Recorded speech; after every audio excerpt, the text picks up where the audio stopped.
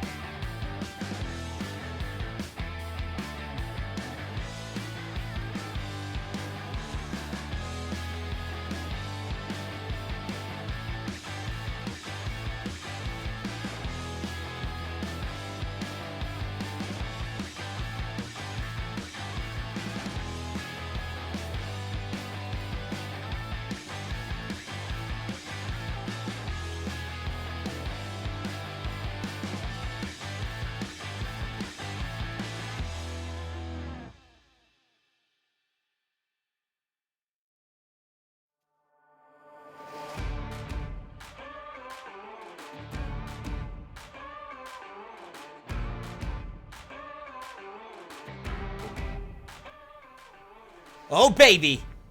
We going live. Can you feel it? Can you dig it? It is time for the greatest Maple Leafs hockey talk program in the history of 2021. Ladies and gentlemen, boys and girls, children of all ages, welcome to the new look, new and improved Leafs FanCast! Bing Pot. On Bing Pot TV and the Dean Blundell Media Network. Sorry, look, that's a lot of volume. I know. Oh, and we got a Ric Flair woo in the chat. I finally figured out how to fix that. So you can use channel points and stuff on that. Cleary, thank you for telling us it looks sexy. Appreciate it. Slaved away all day. I'm Danny Maggs.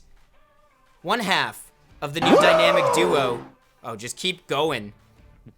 The Hab-A-Listen podcast will be on the show at 6:30. But first, before we do, to my virtual left, my right-hand man, he is Chief Statistician James Rettelmeyer. And a sub from Cleary. Hell yes.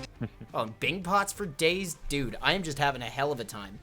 It's good feels all around. JR, how you doing? It's the first FanCast that I get to do in shorts, so I am fantastic, Danny. How are you? Wait a minute. Whoa. You haven't been doing these in shorts? Like, you do these from your basement. Why would you not be comfortable? Because I would always wear sweatpants, but now that the weather's warm. Someone is going off with the Ric Flair woos and the channel points, and I dig it. That's one subscription, by the way, from our boy Cleary. At 3 subscriptions, if we get them during this stream, we will spin the wheel. We've got to up our game for playoffs. And yes, the wheel of gimmicks and giveaways, 500 bits down below, 71 bits to start off with, because, fun fact, Nick Foligno has still not been on the ice for a goal against. I think. Now that I'm saying this out loud, JR, I realize that I definitely didn't look back and check for the games that he played because I think he played on Saturday. While James does his best to look into that, we're going to go ahead and just assume that Nick Foligno is perfect. And we're going to remind you in the week that was, it's been kind of chaotic. The North Division, TM, the Scotia North Division, TM, has still not been settled, at least officially. The Vancouver Canucks still have a chance to pass the Ottawa Senators in the standings, even though, James, Paul the Caveman Cavaretta has already paid me out for that bet. He paid me out already. He sent me money today, even though Ottawa still has a chance. That's how underconfident he is, and I'm frustrated because if there's any such thing as a jinx, he just went and did it. And we'll see. So coming up on the show today at 6:30, we've got Gibby from the Hab-A-Listen podcast, who may or may not be abusing our chat at this moment. Gibby's going to be hopping on and joining the program. And then at 7:15, Dean Blundell will be joining JR and I on the FanCast. Dean Blundell from the Dean Blundell Media Network that we have been broadcasting on for the last couple of months. Dean is organizing a playoff show. If you hadn't seen the announcements, Dean's Playoff Pricks, great name, is starting this Wednesday. He's got 6 or 7 different hockey guys from different fan bases and different markets coming together to duke it out during the third period of certain playoff games. It's going to be some beautiful second screen content, and we will give you the rundown over time. Omar, we will get to the Life with Derek stuff at a later date. Right now, it is all Leafs all the time. So, let's get to it. Leafs had a chance to finish the season with 80 points and lock down some level of home ice advantage if they make it to the Final Four. They did not. Overtime loss in Freddie Anderson's debut, or I guess return, against the Senators. And then they dropped the last game of the season to the Winnipeg Jets, which didn't really matter because the whole aim of that game was not to get hurt. So here we are. The Leafs are done the season. They've got home ice for at least 2 rounds. We're all feeling really good. We're going to dummy up the Montreal Canadiens. Ideally in 4. Gibby, we'll talk about that in a bit when you join the program. But James, Maple Leaf of the week, who you giving it to? My fantastic player of the week is all but confirmed to be your Rocket Richard trophy winning forward, Sir Austin Matthews. You know, it's not a closed contest yet because Brock Besser could score 30 goals in his next 2 games. And if he does, I'm just saying, then that trophy is up for grabs. So I did see a great troll from Mr. Booth 7 on Twitter of Mr. the Booth final 7. Canucks-Oilers game where he basically said, why can't the Canucks just pull their goalie and let McDavid score 9 just to spite Matthews? That sounds like some kind of bullshit that a Canucks fan would come up with. Also, that is now officially 1 strike for me. If you don't know how the shenanigans work on this show, eventually you'll clue in real quick. Cursing is a strike. Getting fact-checked is a strike. At 3 strikes, take a drink. Speaking of taking a drink, my fantastic player of the week is none other than Frederik Andersen. Yes, he did not get the W against Ottawa, but he did come back. He did get NHL game action. He is ready to back up Jack Campbell during this playoff run. And in Fred's honor, for those of you who forgot, okay, it's going to be that kind of broadcast. Kaylee just went ahead and finished spinning the wheel. No, she finished filling up the bit bar, which means we're going to have to spin the wheel of gimmicks and giveaways momentarily in Dr. Wickenheiser's honor. Before we do that, during our last broadcast last week, while we were playing some NHL 3s with Snowberg, I had to take some prairie fires and I had no booze in the house.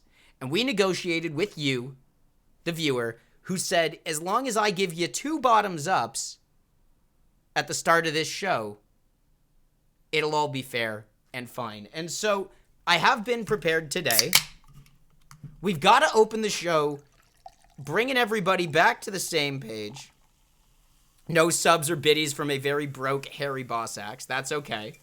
Maybe you can have a drink with me. Harry, welcome back to the program. We got to go deal with this for those bottoms ups that I didn't deal with the other day. JR, what are you digging up while I go and send this one down the hatch? I am currently trying to double check your did Nick Foligno get scored on? And as far as I can tell from Natural Stat Trick, he did not. That's a good way to be. So the bar is going to keep at 71 bits for now. And to that... Is that you? Are you the one triggering the Ric Flair sound effects this whole time? No, I did that as a combination of Nick Foligno still perfect and you finished your bottoms up. Works for me. Well, I finished a bottoms up, and I'm going to be honest, man. These hard seltzers, they're so good. Chugging anything with this number of bubbles is just a bad idea most days. Unless it is a beer. Who's firing all these sound alerts finally? I think Cognac's having a good day. Oh, that one was you? Yeah, I'm done now. If you didn't know, there's a sound alerts bar. You can hit that sound alerts bar, and using either channel points or biddies, you can go ahead and, keep this thing just a little bit more engaging. So Nick Foligno confirmed still has not been scored on. If you are a Montreal Canadiens fan, talking to Bailey if they're here, or, of course, Gibby in the chat, you got to be afraid of Nick Foligno. JR. Danny. So, here's the thing, and I really don't want to say this out loud. I'm going to because I want to be honest with the room. But, and I don't want to say... The thing is, I think Gibby's still listening to the show, and I don't want to look weak in front of a Habs fan. Everybody in sports media in the city of Toronto has been overly bullish that the Leafs are going to pull off this W. And so much so that they've gone through the exercise of saying, well, how is Montreal going to make it close? And everyone's laughing about it. They're like, well, Galley's going to have to come back. Kotkaniemi's going to have to score 11 points in the series. Carey Price is going to stand on his head, get back-to-back shutouts. I'm like, dude, I don't want to believe it. But, we would talk about the makings of a trap game. And I hate that this has the makings of a trap series, given how bullish I was last week, saying that we're nothing like the Tampa Bay Lightning. Am I crazy for thinking that, the scene is set too perfectly for this to go totally wrong? No, because you're just a scarred Leafs fan, like basically every other Leafs fan. It's true. Harry is asking great questions, by the way. Does anybody else find it wild there was a regular season game after 3 first-round playoff games? Welcome to 2021. Welcome to the NHL, just continuously finding ways to stumble over itself. And you have a lot of things that you are ready to bitch about today. Just to let you know, because we're in the playoffs, the gloves are off, which means bitching about the broadcast, A-okay. Bitching about the refs, completely fine. And JR is going to do all of that for you today. But thank you for validating that I'm not crazy. I just want the dub in game 1 to know that everything is, hopefully, going to be fine. Cleary, if they pull out the W, as in if Montreal does in game 1, I'll probably just rip my hair out, shave my playoff beard, and jump off my balcony. I don't know what order I'm going to do them in, but it'll be something like that. Nobody's feeling confident. We're all nervous. No, because sorry. The Leafs fans in general are the epitome of that Michael Scott, I am ready to get hurt again gif. Yeah. Every year. That's us. Harry, to answer your question, no Leafs game tonight because the NHL is requiring Vancouver and Calgary to finish their season before the North Division can start. So Oilers Jets starts Wednesday night, Leafs Habs Thursday night, 7:30 p.m. Eastern. Okay. So to get everybody pumped up for the playoffs, two things have to happen. One, I owe you one more bottoms up. JR, you have approximately 15 seconds to entertain Harry Bossax and Claudia. No, I'm not going to do my dance moves.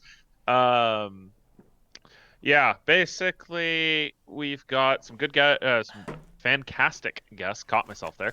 Fantastic guests coming on the show tonight. We have a Jay Reddy ref rant. Wow. Danny, what else we got tonight? You have Danny Maggs, who's just taking back-to-back White Claws right in the gullet. Right now, Danny Maggs is having a reminder from his said gullet that he is not in college anymore. But I think I've figured that one out a couple months ago. Anyhow. Do you know what time it is, Danny? I do, actually. Check it out, because it's not just a new skin right here. We've reskinned all of it. It is time, because that bar is full, to spin that wheel. Let's do it! Spin, spin that wheel. Spin, spin, spin that wheel. Spin!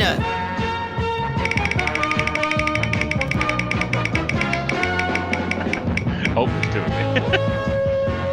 Okay. We're going to start off with a viewer's choice on that wheel. Well, would you look at that? James, why are there two of you on the wheel? I don't know. James, why are you doing a Godzilla impression? Well, I was trying to be like Vanna White. No, I mean, there's a James behind James. Oh, I have no clue. Whoa. Check that out. It's gonna be that kind of day. Okay, hold on. I don't have the... I've got to get rid of the giant J ready first. Give me a second and I will get that contest button rolling. You know how it works. We will give you a viewer's choice, your choice, anything on that wheel with the exclamation point FanCastic into the chat. That is live now. Go ahead and enter. We let the contest deserve it. Decide it? Talking is hard after two White Claws back to back. Although Kaylee's like making a pretty good case here. She's like, she should have it because it was all her bits. What do you think, JR? Just want to... I mean, it's hard. It's hard to disagree with that argument. Oh, Harry's coming in there too. So you know what? Also, why entries aren't going through? That's a little strange. You know what? In that case, let's just go ahead and give it to Kaylee. If you're not going to argue with her argument, Kaylee? No. Okay. We give it to Kaylee. Kaylee? Let me get... I have a feeling. Kaylee, are you going to pick socks? Does Kaylee want a pair of socks? Is that how this is going to go? Anything on that wheel. You can make us drink. We can give out gift subs. You can make us play Pokemon. Or we will send a pair of socks your way. What we need to do is make sure we send her, like, LA Kings Drew Doughty socks.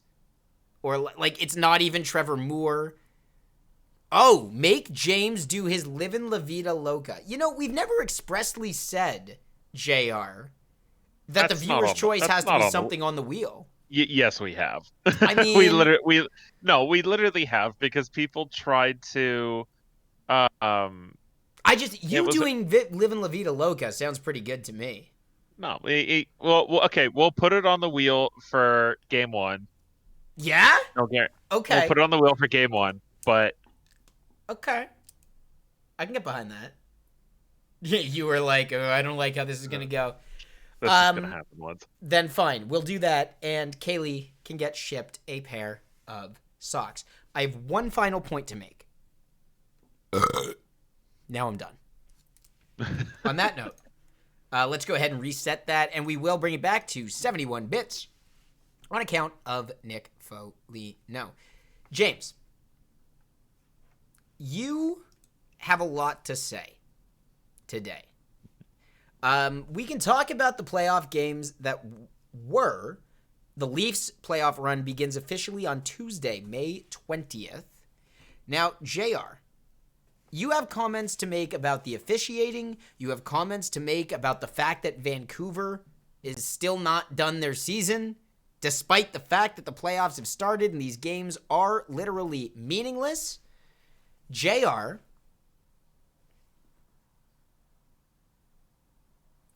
where do you want to start? Do we have enough time before Gibby comes on here?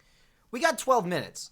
So I would say if you want to attack one of these things, we can go ahead and do it. Right. By the way, let's recap what you all saw as we go ahead and reset this wheel to 71 bits. I want to go ahead and remind us all what we were looking at. So far in these playoffs, the Islanders have pulled out a dub against Sidney Crosby and the Pittsburgh Penguins. The Capitals have pulled out a dub against the Boston Bruins. Last night had probably the most entertaining game of the week in the Tampa Bay Lightning somehow getting by the Florida Panthers. And I thought this was going to be all Florida in that game. And Sam Bennett is going to have a hearing from the Department of Player Safety for... He already got suspended. One game or two? Just one. Just one. So, what has been your biggest gripe so far? Because I know we've talked about it. If you've been watching in the Discord, which, by the way, if you don't know, you can join with an exclamation point Discord in the chat right now. You can... You would know if you've been watching that conversation that we're mad that the refs have put their whistles away. So, JR, what is pissing you off the most? Thank you for the biddies from the Kyle King Show! Hold on! Ladies and gentlemen, Kyle King is in this room. Oh, Kyle King. I am going to be hopping on Kyle King's show later tonight, by the way, to teach this dude from Houston all about NHL hockey and what he needs to know getting into the playoffs. So happy to see Kyle. That's delightful. Fantastic, even. We'll spin the wheel of gimmicks and giveaways when that bar hits 500 bits. We appreciate your contribution, Your Highness. So, JR. I'm trying to decide which one to go with first. Start with the officiating, because I think after a long hiatus where we didn't bash the refs, the number of cross-checks that I saw alone in that game between Floridas is nuts. So, okay. My biggest thing right now is hockey. We parade around as Canadians that hockey is, greatest sport, best sport, all of that. Hockey means jack south of the border, mostly. Right? Okay.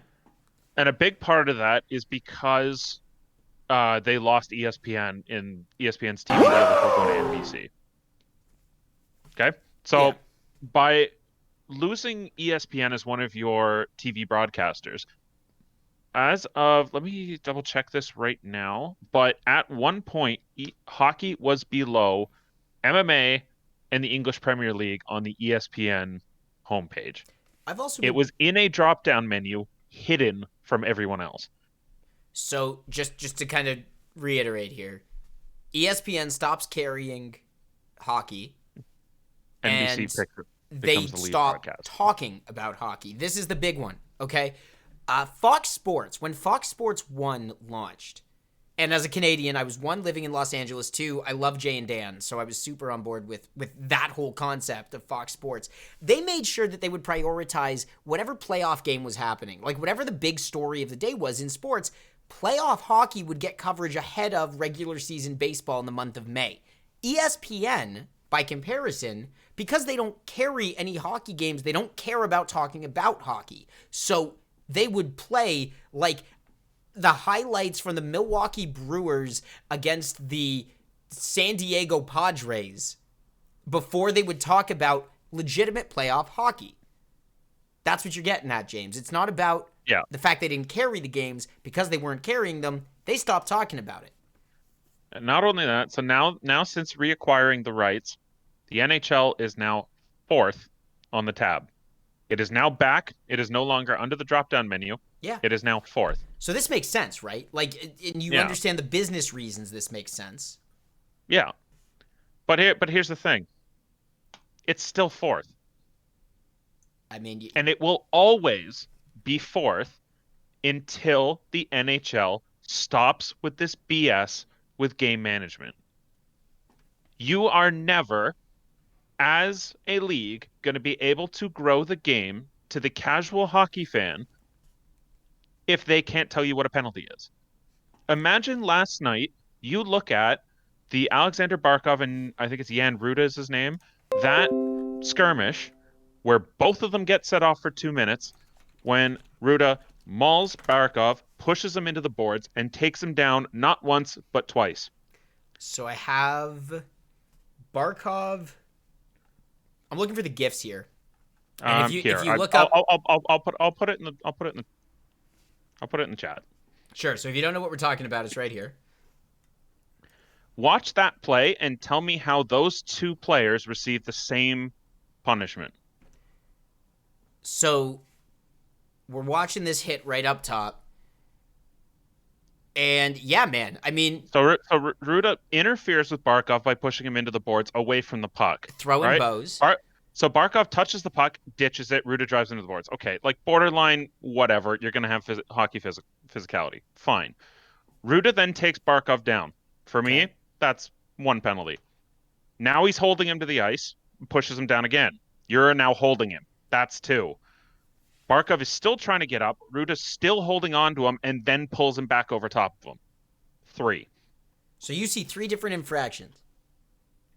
We'll call it two. You know what? No, one of them's borderline enough that But like so I Barkov shouldn't have gone, is what you're saying. Or if Barkov does go for 2 minutes, it should be a double minor. You give Ruda 4 and Barkov 2. Bottom line, Florida deserves a power play after that.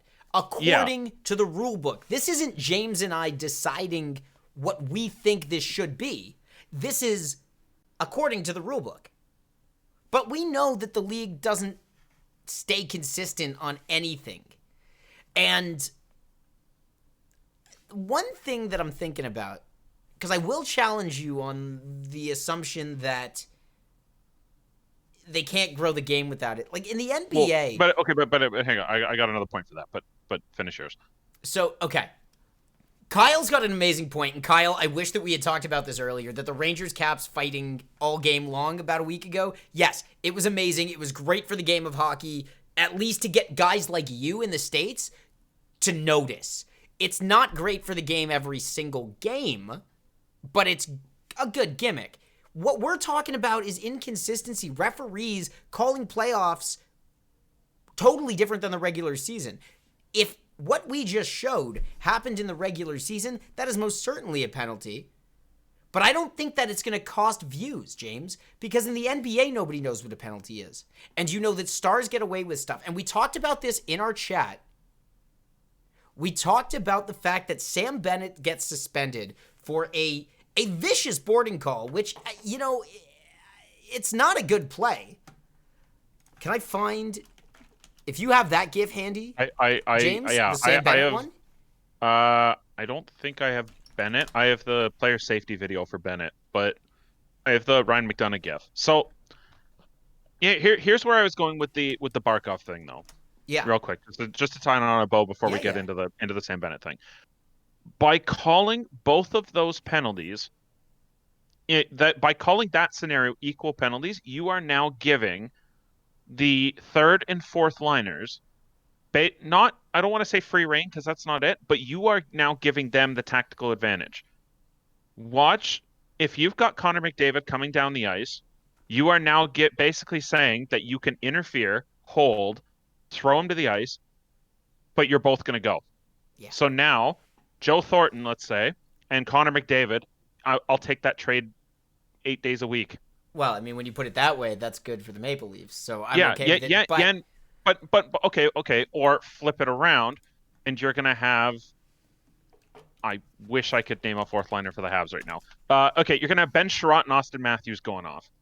That traded right. You are now giving an advantage to the bottom 6 forwards who cannot keep up with your stars by allowing them to hold, trip, hook, any of that, because they know the other guy's going to go too. If anything else happens, the other guy's going to go. So where this leads to my point about the TV ratings is you are now not allowing your star players, your highest marketing assets, to play like it. You are not allowing Alexander Barkov. How many times have we seen Alexander Barkov highlight reel goals on TSN Sportsnet? All of it. Between the legs, deking people out of their socks. You are now not allowing him to do that because a guy can just step up and take him right to the ice. I feel it, man. I think you're right. I think that should absolutely be they need to call it the right way, but they don't do that because this is the playoffs. So here's what I'm going to tell you. Because I don't think you're wrong, James, but I think we got to stop caring. Like, we got to stop caring as much because we're not going to be able to change anything here. So we have two options, right? We can sit and get frustrated at our televisions. We can yell. We can say the refs are costing us the game, whatever. Or we can suck it up, accept that it's going to be a part of the crap that we have to deal with. And the best part is that the Leafs have a Nick Foligno, a Riley Nash, a Wayne Simmons, a Joe Thornton. You know what? For the first time ever, and we've been talking about this for weeks, we feel like we can hang. We have guys that can do it. And the team that is going to face the brunt of that is the Montreal Canadiens. Ladies and gentlemen, I would very much like to welcome to the FanCast our brand new friend from the Hab-A-Listen podcast. Ladies and gentlemen, please welcome the Gibby. Gibby, how goes? It goes. How's it going? Oh, buddy, it goes real well on our end. Gibby is of the Hab-A-Listen podcast, so he is a real live Montreal Canadiens fan. Gibby, I'm so thrilled to have you on the show because we've got a bunch of Leaf fans chomping at the bit to dive into this playoff season. Leafs, Habs, first time since 1979. I would like to know, in your professional Habs fan opinion, why the Habs are going to get swept in 4 games. Here we go. Honestly, okay. Of the 3 of us on the Hab-A-Listen podcast, I'm probably the most realistic. When it comes to, I honestly think that you guys should beat us, but that doesn't say much because we're a little far off from where we got to be. And then I think once you guys leave the North Division playoff matchups, you guys are cooked. So I want to get a sense of something first. Before we actually dive into this and start chirping each other back and forth with your beautiful Carey Price jersey, and is that one of the reverse retros behind you? What jersey is that? That's gorgeous. That's the Winter Classic. Oh, wow. That's yeah. beautiful. You know what? I will say this about the Habs. You've always got beautiful jerseys. Gibby, you don't know me very well, but here's what I'm going to tell you. Regardless of who makes it through in the playoffs at any given time, I'm the guy that will cheer for the Canadian team regardless. The only one I have an issue with doing that for is the Vancouver Canucks, but I will cheer for the Canadians if they're the last team in the league from Canada. If the Leafs make it out of the Final Four, are you cheering for the Leafs or are you looking to watch? No. Okay, awesome. Also, I will let you know that we try and keep it clean on this podcast, so that's going to be a strike for every cuss word. At 3 strikes, you got to take a shot. And I'll let the audience know, if you want to fill up the wheel of gimmicks and giveaways, we do have the visitor shot slice, and Gibby will oblige. And if it lands on that, he will join us getting a little roughed up, we should say. Okay. We appreciate it. So that's my first strike.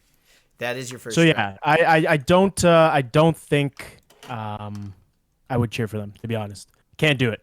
It's not in my blood. I'll never do it. That's fine. I mean, we're better than you in different ways, and clearly character is one of them, so it's A-okay. Gibby, I don't know if you heard the comments off the top, and I really didn't want to say this out loud. I really don't. I'm nervous because this got every making of a trap series. It doesn't quite have the same making of Columbus versus Tampa, perhaps, but the year, say 4 years ago, I guess, when the Leafs made it in Austin Matthews' rookie year and they went to the first round against Washington, all the pressure in that series was on the Washington Capitals. For Leafs Nation, it felt great. How do you feel right now, knowing that all the pressure is on the Leafs? Nobody is giving the Habs any credit. What is going to make you feel good about this playoff run and a good series between the two, even if the Habs drop it? So it's giving me a little bit of flashback from last year. I don't know if you saw all the analysts, they picked Leafs in 5, Leafs in 6. And last year when we were matched up in the play-in round against Pittsburgh, it was Pittsburgh in 4, Pittsburgh in 5, Pittsburgh in 6. And we ended up winning the series.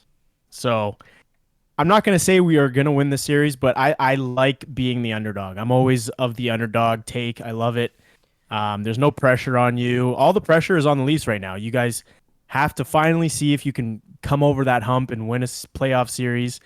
You're up against your biggest rival in NHL history, one of the original 6 matchups. I mean, all the pressure is on you guys at this point, and I'm absolutely loving it. Okay, but does that feel, how good does that feel? That, not that the pressure's on the Leafs, but like, it's been 15 years or more, JR, since the Leafs-Habs rivalry had any real meat behind it. I don't know if you'll remember this far back, Gibby, but in 2013, the season that Leaf fans don't ever talk about, we were really close to getting a first-round matchup between the Leafs and the Habs. And this is the only time it's been remotely on the radar. I love it because this is exactly what hockey rivalries are supposed to look like. Our buddy Kyle King in the chat is about to get a copy of the hockey sweater so that he learns exactly what this rivalry means.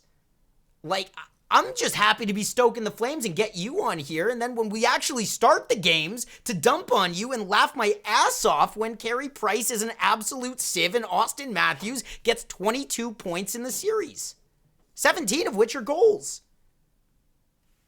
I mean, I'm not too worried. Like, I'm really not too worried. I think, so what do you guys think? What do you think the X factor in this series is going to come down to? I mean, it's Carey Price. Carey Price it's Carey Price. This is what Kaylee says. I'm on Price Watch tonight. Like, it's gotta be Carey Price, because unless you're about to tell me it's Philip Deneau, I'm gonna tell you it's Carey Price all day. So I'll say it's Price for sure. I will say it's going to come down to goaltending, and I'll get into another question for you guys afterwards. Is I'm leaning towards Phil Deneau as well, simply because if Phil Deneau can, in my opinion, can shut down that Matthews-Marner line, I think we're looking all right. I think we actually have a decent shot at beating you guys.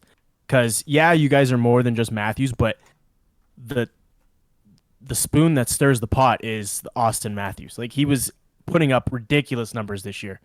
And another question is, who would you guys, if you guys were the coach right now, who would you guys start? Because you got Jack Campbell, who had a fantastic year.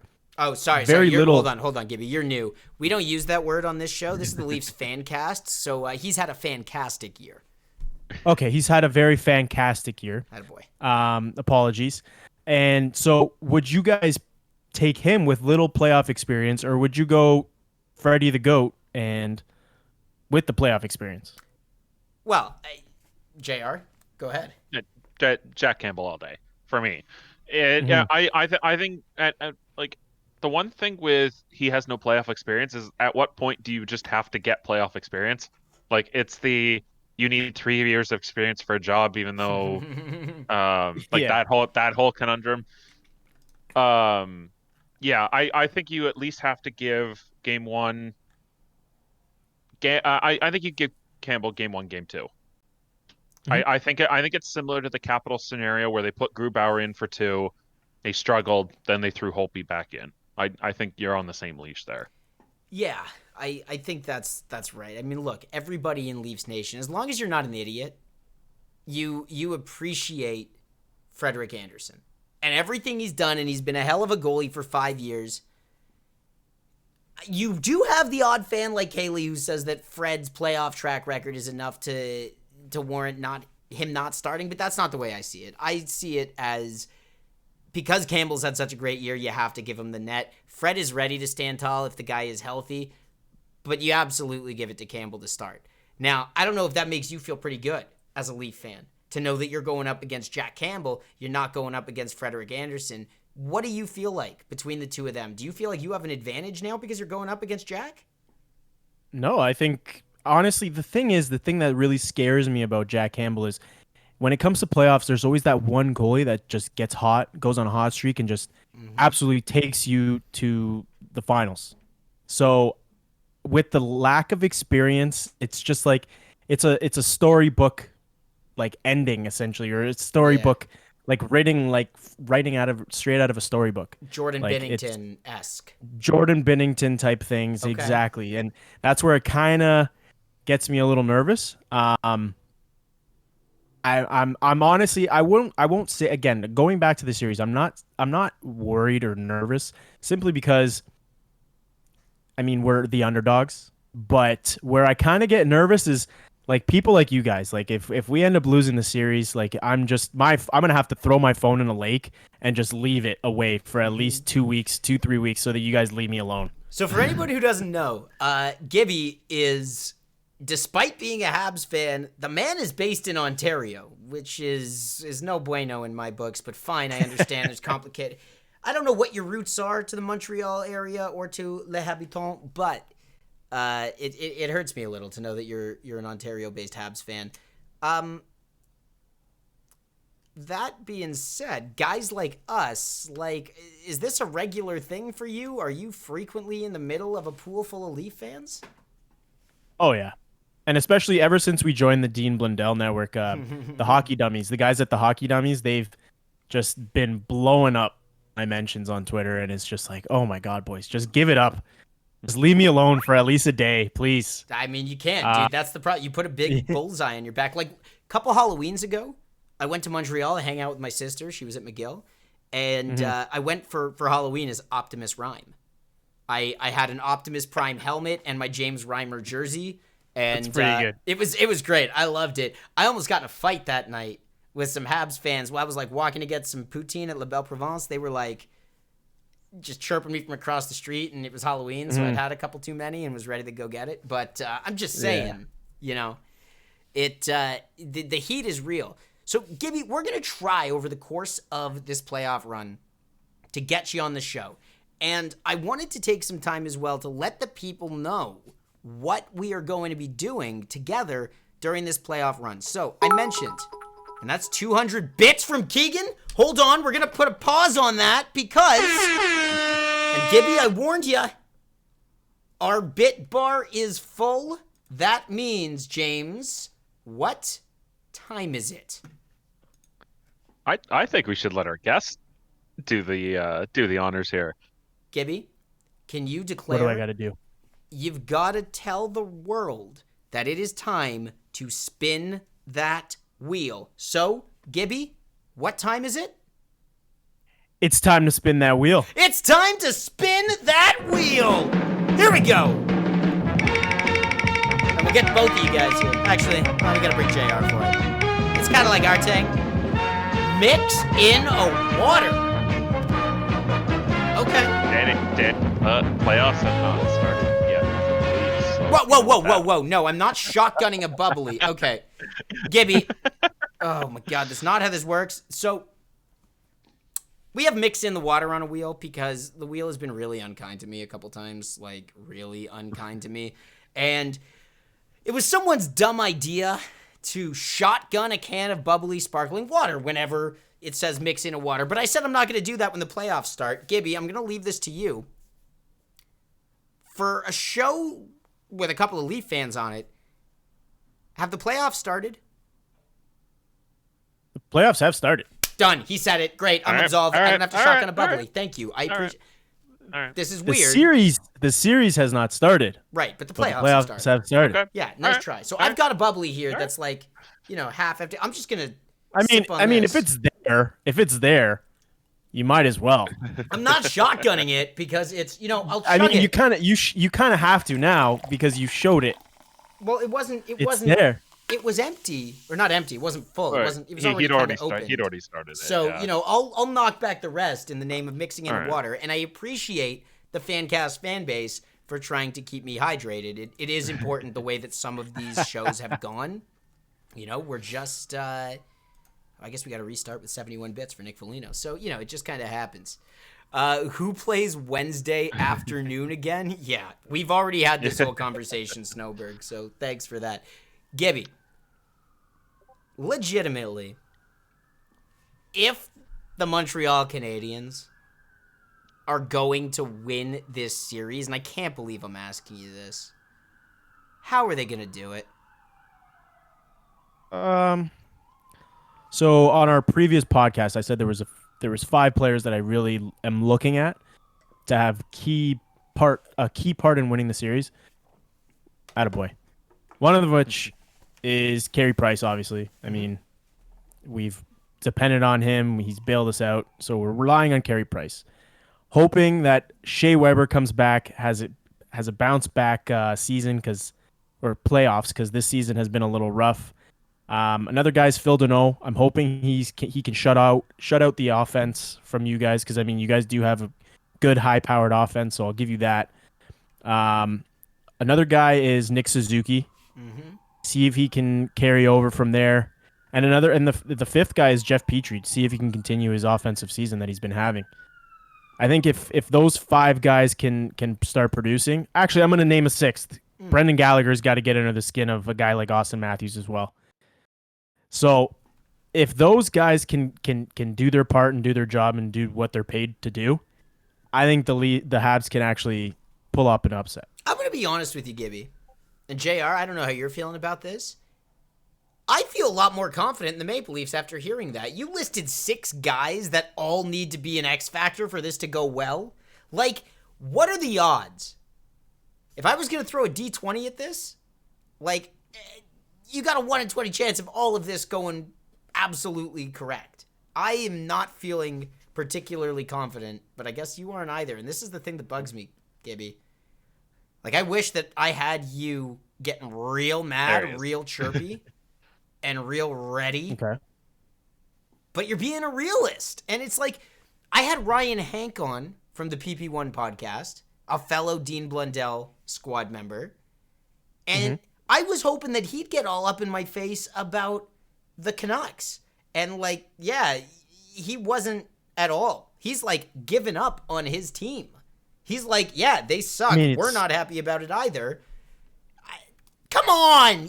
We've been so bad for so long. All we want is to get fired up on the guys of real competition. Do I have to wait for Tampa to make it to the Final Four and get into it with the Beer League boys? Because this is me trying to just get amped. And you're not giving me anything. I'm not going to give you that satisfaction. As a Habs fan to a Leafs fan, I'm not giving you that satisfaction, brother. And that's Ryan's take. I can't do it. I can't. I cannot, man. Oh, I'm gonna let your you. boy Vinny Here's the is thing. showing up for support too. Yeah. Thank you, Vinny. Thank you. So I'll say this. Yeah. I'm gonna be quiet for now. I'm gonna move in silence for now, because if we are able to pull up an upset, one of the first people I'm messaging is guess who? The Leafs FanCast on Twitter. That's it, buddy. For sure. There's no doubt about it. I'll be ripping you guys. So, we're ready for it, because you know what? I might have said that I was a little bit nervous, but if this is the attitude you're going to give me, then no. Change it. Boom. Fully bullish now. No, the Habs suck. The Habs are awful. To put it in the name Here we go. Paul the Caveman Cavaretta, your team is going to bleed out during this series. You do not have a defense. You've got 4. Jeff Petrie's great on offense, but he's not going to be able to stop the legs of Austin Matthews. And you know what? If Phil Deneau does a good job of shutting down Matty for a game, then you're going to face the wrath of John Tavares and William Nylander. And Nick Foligno on their wing doesn't have to hang out on their wing. You know what? If for whatever reason Suzuki or Kotkaniemi is having a hot season, let's drop Nick Foligno down to our third line and shut them down. We've got Alexander Galchenyuk, by the way, former 3rd overall pick. He's in the press box. Yeah, so because that's where he belongs. Look, I'm not going to break down the nuances of this team. He's already proven so far in the last 3 weeks or more that he can hang on our top line with Nylander and Tavares. And if for whatever reason the team is lacking for offense, Sheldon Keefe will slot him in on the left wing on that second line. And then you're going to have to deal with 2 monster offensive lines, and you can't do it. JR, back me up here. Well, this actually leads into the question I did have for Gibby. Is we've got 2 coaches getting their first playoff experiences this series, because remember, the Leafs technically did not make the playoffs last year. They made the play-in game. They didn't make the playoffs. Whose side How are you important? No. But this gets to my point: is how much of an effect do you think the Dominic Ducharme versus Sheldon Keefe matchup is going to be? Because we have seen, as Leaf fans, Babcock get out-coached by Cassidy twice against Boston. So I'm curious to see, from another perspective, how much the coaching matchup's going to play. Because we've seen the practice lines and seen, Caulfield and JK being on the 5th line right now. Vinny in the chat has already said Keefe is better. And if you guys don't know Vinny in the chat, Vinny Howe, he is also part of the Hab-A-Listen podcast. And Vinny is on Team FanCast here. Vinny, we got to get you on the show next time, because I feel like there's going to be a whole lot more agreement here. Would love to see Gibby bowing out. He's just not. And if this is how it's going to go ahead, answer the question, Gibby. Yeah. So, for me, I think Keefe is the better coach. I think this is going to be a huge resume pat for Ducharme. It's either this playoff series is going to win him the coaching job next season, or it's going to they're going to move on from him. But judging from the lines, and his problem is he has too much of the Julien, I'll call it the bug, where he's very stuck in his ways. He doesn't really adjust, and we've seen it all season. Since he took over, he's not very good at adjusting in game, and that could end up winning you guys the series. Because if you guys completely break through our game plan, he has to adjust on the fly, and he hasn't proven that. So I think you guys are looking all right in that sense, but I don't know, man. I honestly I have a little bit of a joke going on with a bunch of my my Habs friends and our viewers. So basically, the Habs are so good, right, that we were able to troll the entire season. We had Carey Price play bad. We had Ducharme coach poorly, and come playoffs, it's just setting the Leaf fans up for further heartbreak. They can't win a playoff series. I don't believe a word of this. You're not even saying this with a straight face. You're reading it. You don't even believe it. Nice goddamn try, Gibby. You're trying to be intimidating right now, and you're like, no, man, I'm being dead serious. I honestly think Montreal's going to win because their goalie has an Olympic gold twice, and Austin Matthews might lose a skate blade awkwardly and result in a goal against. That could happen. Yeah, that's what you sound like. All right. Well, then in that case, I won't even talk. I'll let the game do the talking. I'll let the game do the talking. You had me. You reeled me in, and then you just let me go. Yeah, I do that. See? I'm not a great closer, if I'm being totally honest with you. Yeah. James, has Gibby said anything to intimidate you? Are you nervous? I'm a Leaf fan. To paraphrase the Avengers here, that's my secret. I'm a Leaf fan. I'm always nervous. So I'll say this. Sorry to cut you off, James. Go ahead. No, all good. I'll say this. I honestly don't think that you guys even needed me on the show. I honestly think the Leafs do the talking for you guys. They make you nervous. You guys haven't won a playoff series yet. Since the lockout, you guys have not won. Since the salary cap era, you guys have not won a playoff series. Thanks, appreciate that. So, I mean, do I really even need to say anything? Like, you guys have not proven yourselves. The problem is Yeah. he's right. He's right. That's the thing. It's like, God damn it. Like, this is why we need this so badly. We need the clout. We need it to be against Montreal so that at the very least, I mean, look, I like when Montreal does well. I'm that guy who's like, hey, if I watch baseball, the Yankees have to do well because they're supposed to do well, and Montreal is supposed to do well. This rivalry is not fun for me when Montreal isn't right behind Toronto in the standings. So I get it. I know we're forcing things a little bit here. But you are right. We have not proved ourselves. And everyone's a little bit nervous that we have to do it here. Yeah. I hope that we crush you. I hope that it's not even close. I hope that you afterwards, Gibby, you specifically, come back on the show and are like, yeah, we got trounced. Bravo. You guys are good. I don't think you have it in you to do that either way, so I won't get my hopes up too much.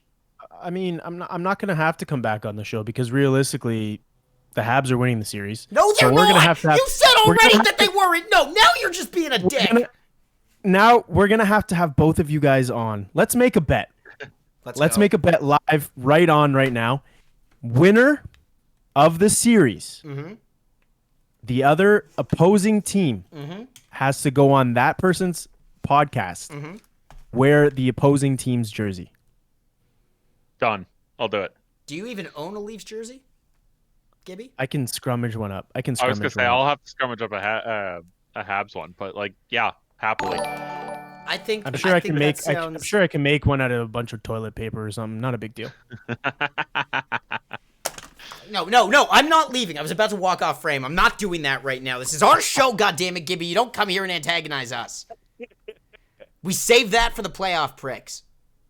So speaking of the playoff pricks, if you hadn't heard, so we mentioned this off the top of the show. If you didn't already know, here's what's going down. Starting this Wednesday, Dean Blundell, yes, that Dean Blundell, is launching his playoff pricks show. A bunch of jerkbags from different franchises and me will be getting together to hang out and watch hockey together, to be chirping each other at the tail end of playoff games.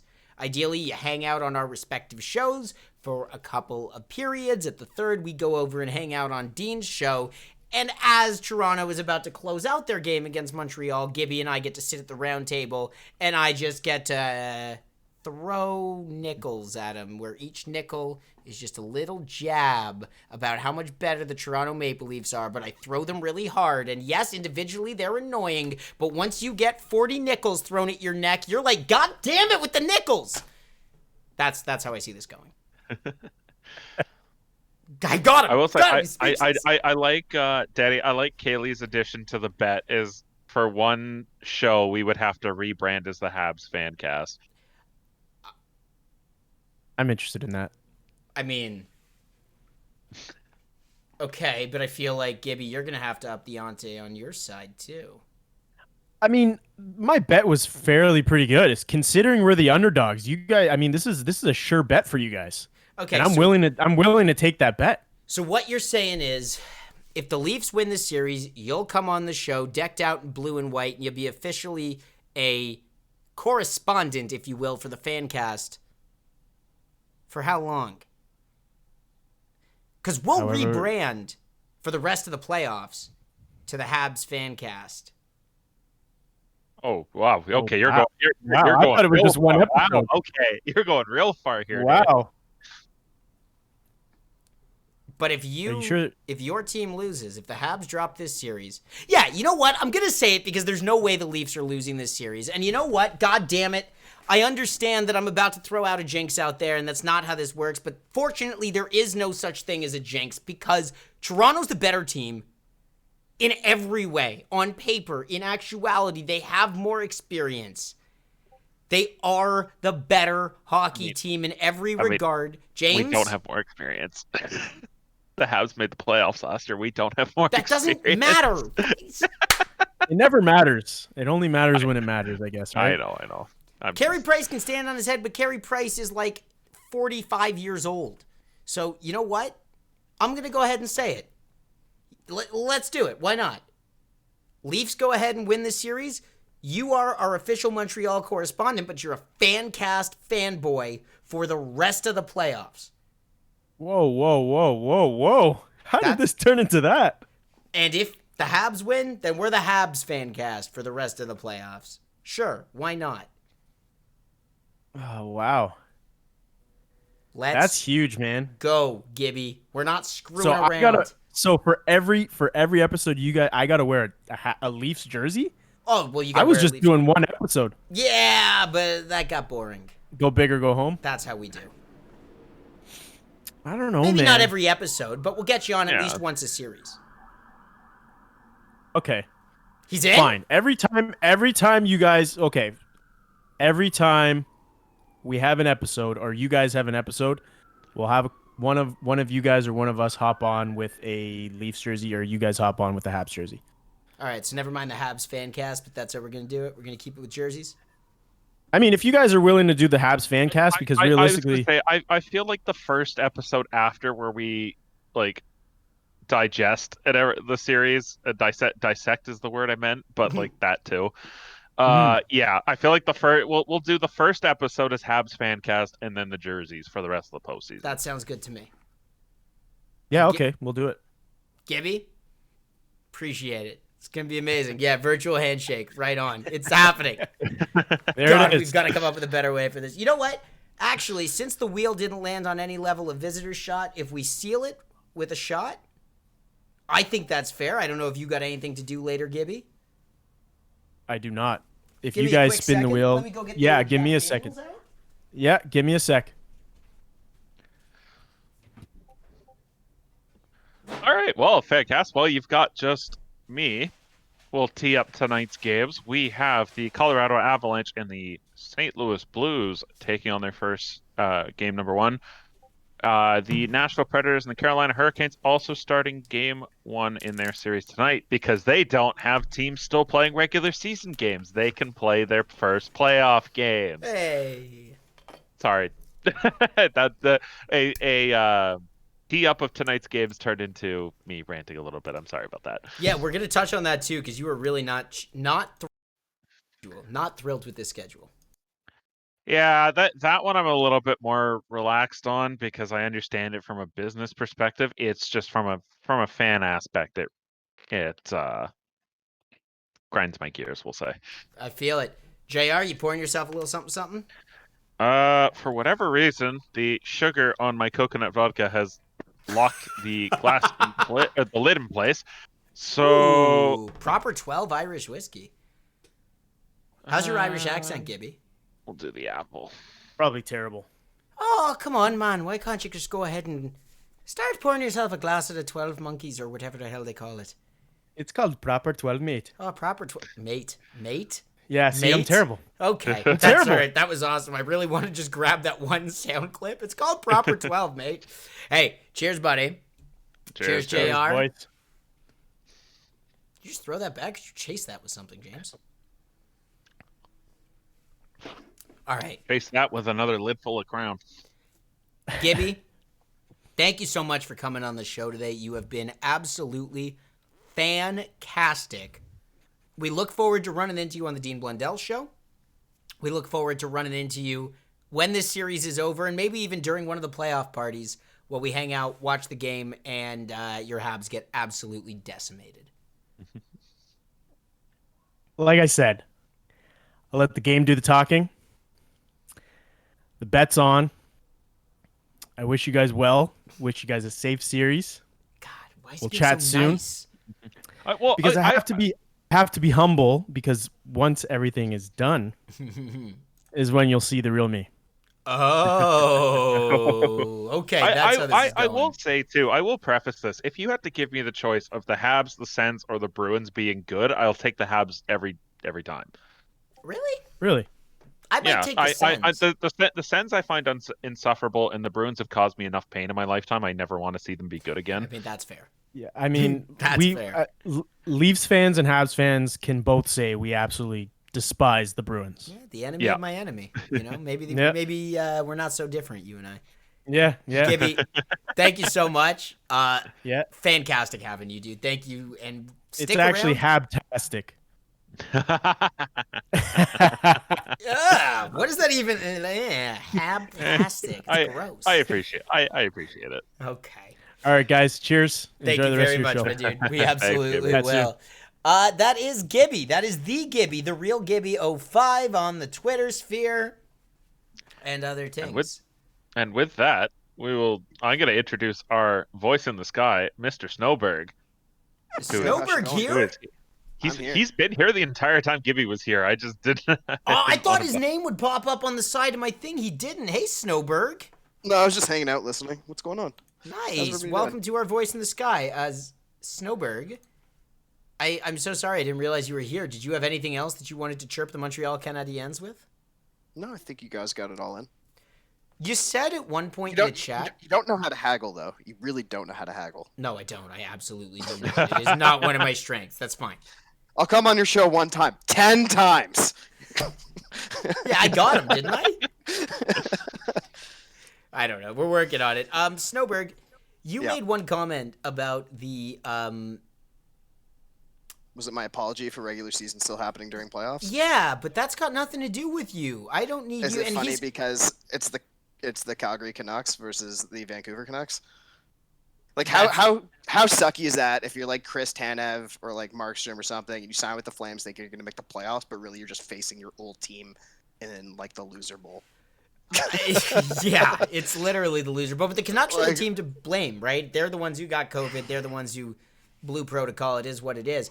JR, what is bothering you so much about the fact that these playoff matchups are happening before everybody is ready for them?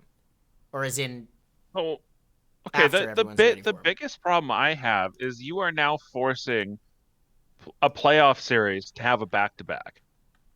First of all, which is just playoff series sometimes always have back-to-backs. So like that's already a thing that they have to play through. Have they though? Like, Yep. but I'm genuinely asking. Like, I don't remember like let's say past lockout. So let's say like pre 2013 lockout. Like, I genuinely don't remember back-to-backs happening. But I'm sure you could look at playoff series in the last 3-4 years that you could find back-to-backs. 100%. I'm pretty sure the Leafs in Washington. Well, that's what I'm saying. Like pre 2013 lockout, because that's when everything started. Jeez. But my bigger point is you're basically putting the North Division at a disadvantage because you are now forcing them into a completely condensed schedule, and they're always going to be playing catch up. That by the time we get to round 3, barring, I mean, granted, that's the big like, debate, though. That's the big debate about rest. Is a team better in the playoffs if they rest, or are they better if they just keep trucking?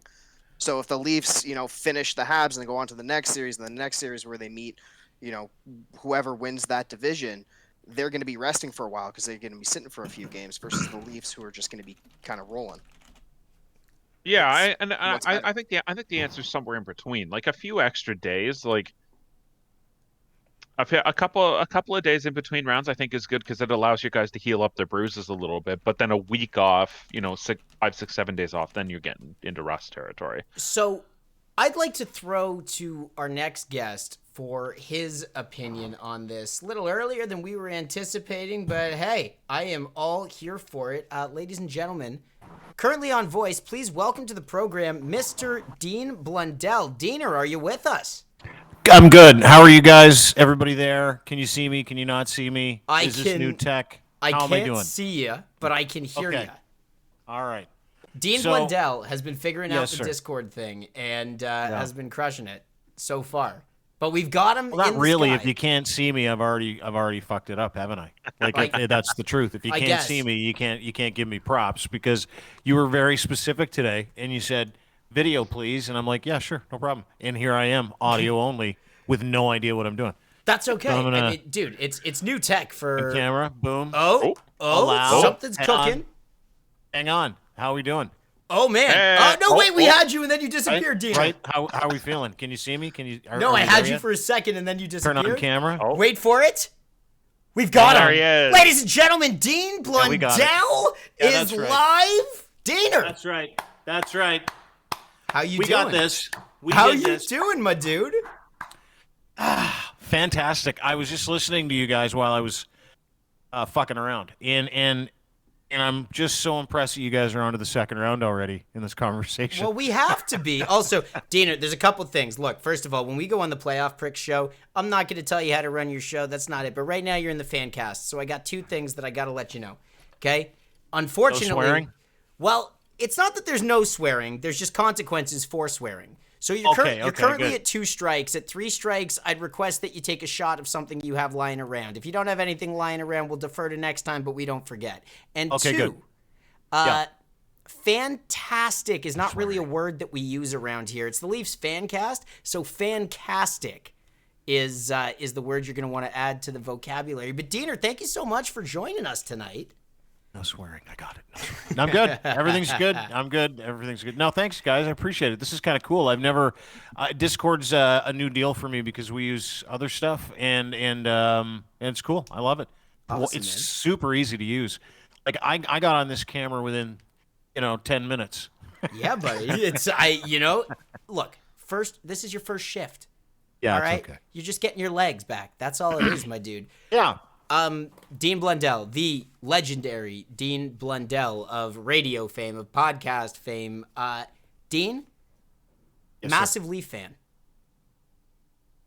Massive Leaf fan. Is that? I don't know if I'm a massive Leaf fan. I would say I'm a Leaf fan. I would say not by proxy, but by choice. But I'm also an Oilers fan. So when you guys were talking about getting on to the second round, this is unseen territory for a guy like me that's watched the game for as long as I have and grew up in Edmonton and just outside of Edmonton, watched the Oilers win all those cups in the time when Gretzky would just do anything he wanted, anytime he wanted, and no one else was doing anything like it. And you'd read the box score in the morning because back then we had newspapers.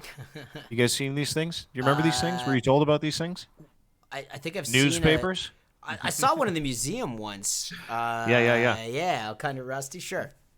But you would crack these babies open every morning, and you would look at a box score just to see if the Gretzky have 6 or 12 points last night. Like, it was ridiculous. Oh, so But- he's just like Austin Matthews. Exactly. Honest to God, where like someone does something special all the time, and then you're looking ahead to Edmonton, where you got McDavid, who is just de facto the best player in the league, and that's that generational, that's special, and then Matthews, who is as well, and this is a great time to love hockey if you're a hockey fan. This is everything Toronto's wanted for a long period of time. This is everything Edmonton's wanted for forever. No swearing. I almost swore there. That's okay. So this is, you can hey, swear, this you is just it. might have to take a drink is all. No, I'm good. I'm all hydrated though. But no, I'm excited. If you can't tell, can you tell I'm excited for the playoffs? Definitely a little. Dean, so okay, you've got the Playoff Prick show coming up. So that is going to be fan bases from. You've got guys from. I mean, all the way. Screw the guys in Vancouver. I mean, we love Ryan Hank on this show, but they're not relevant right now. But you've got Montreal, Toronto, Edmonton, Tampa Bay. Like, you're bringing all these guys to the same table to duke it out and watch hockey. In this show, we're pretty critical of the mainstream NHL broadcast. Watching the game with a bunch of old dudes sitting and talking at you in between a couple of periods. Like, it ain't entertaining. It ain't fun. You're trying to up the ante. We're all trying to up the ante here. So what are you stoked for getting all these guys together for the playoff show? How are we going to make this a playoff party? Jesus, what kind of? I'm not even really too sure what you just asked. Like, are you asking what I'm expecting out of the show? Because I think it's a good question if that's what you're asking. Because what I'm expecting is just everybody to enjoy themselves because there's playoff hockey in pretty much all these centers, and including Tampa Bay. Like the guys out of Tampa Bay are just incredible. They are, their team is. Did you see what they did last night? Did you watch that game, by the way? I did watch Tampa Bay. Stupid. That was the best playoff game I think I've seen in 20 years. It was That slap pass from Kucherov, the point was unreal. Wasn't Bennett that? had the pass of the game. Come on. Yeah. You tell me that behind the back little dipsy doodle cross crease? set up Yeah, the that was goal a that I great think pass. brought it to 4-4. That was a great Bennett game. have the goal Yeah. that got called off? No. Wasn't About that that Bennett? one. Did Yeah, it I get thought that called was a off? Bennett goal. Yeah, I it think got called did. off for goalie interference. Yeah. Diener, let me ask you, what was more goalie interference, that or what happened to Cam Talbot against Anaheim? Cam Talbot. Cam Talbot for sure. But even, Speaking I mean, of goalies real quick. Ooh, sorry. what's that? I No, just go want ahead. to say, Carey Price is starting for the Laval Rocket against the Toronto Marlies today. The Marlies have 1 goal on 2 shots. I appreciate. You know Just what? wanted to throw that. We should have thrown that out to Gibby while we still had him on the show. Okay, so Dean, I don't. Oh, I guess sorry, I don't 2 know on this. 2 on 4. Oh 2 on yikes, 4. Dean. Yeah. Who are you pulling for in this thing? Are you cheering for Toronto? Or are you cheering for Edmonton? It's hard. It's hard. Edmonton. It's so hard. It's No, I definitely don't think so. Edmonton. I don't You think so. No, I don't think so. Recency bias is kind of everything with me. So, so I would say, yeah, I would say Toronto. You know what it is for Toronto? There's a small part of me, and God forbid if you're all Leaf fans, but there's a small part of me that also wants to see him lose in the first round.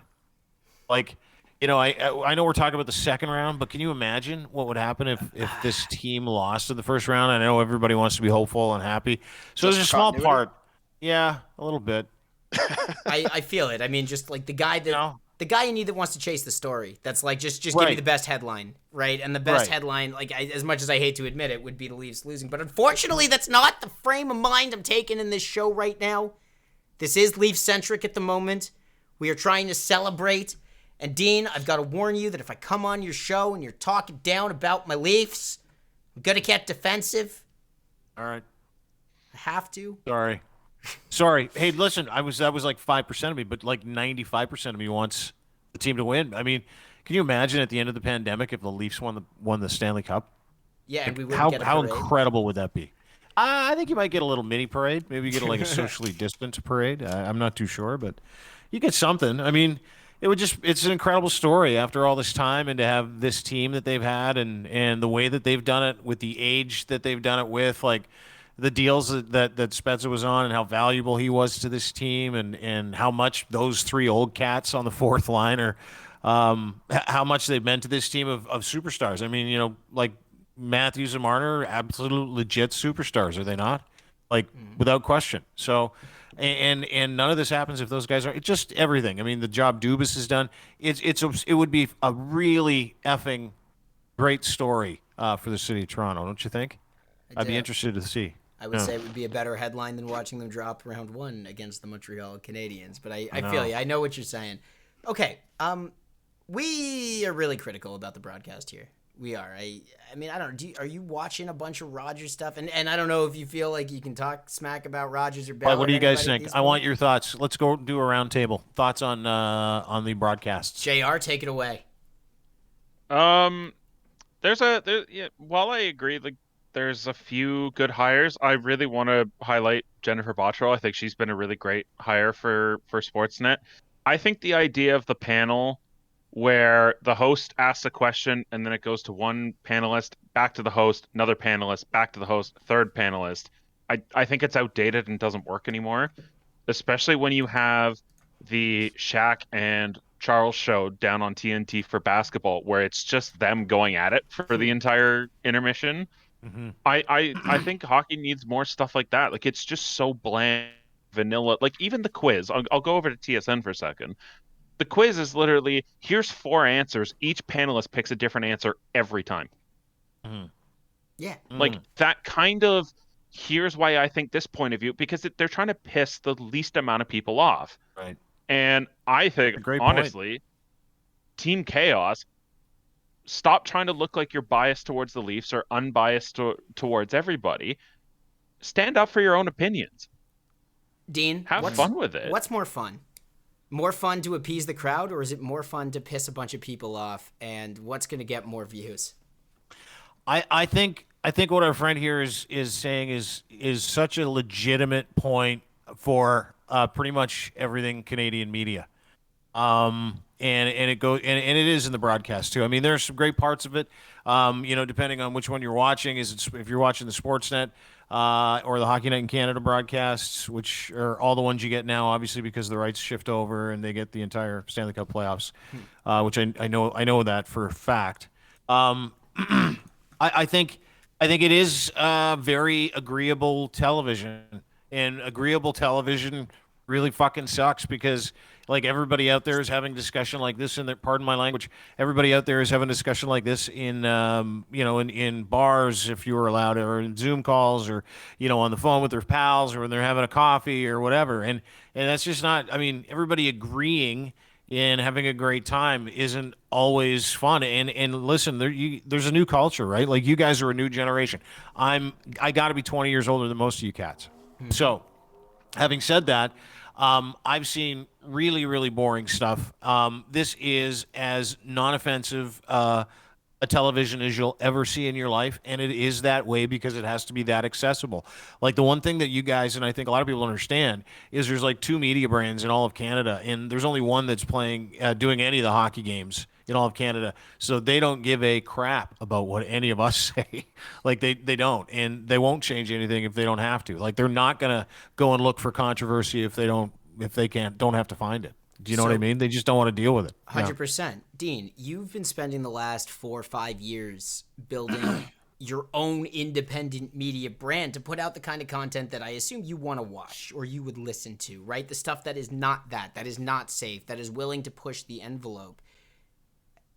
How do you convince the executives at a place like Sportsnet or TSN to buy into that? To buy into the fact that controversy is more entertaining? I don't know if it's controversy that's more entertaining. And that's a great question. How do you? I think it's just a natural progression. You know what I think is more entertaining is something that's genuine, like a normal, genuine experience, genuine conversation, something that isn't manufactured.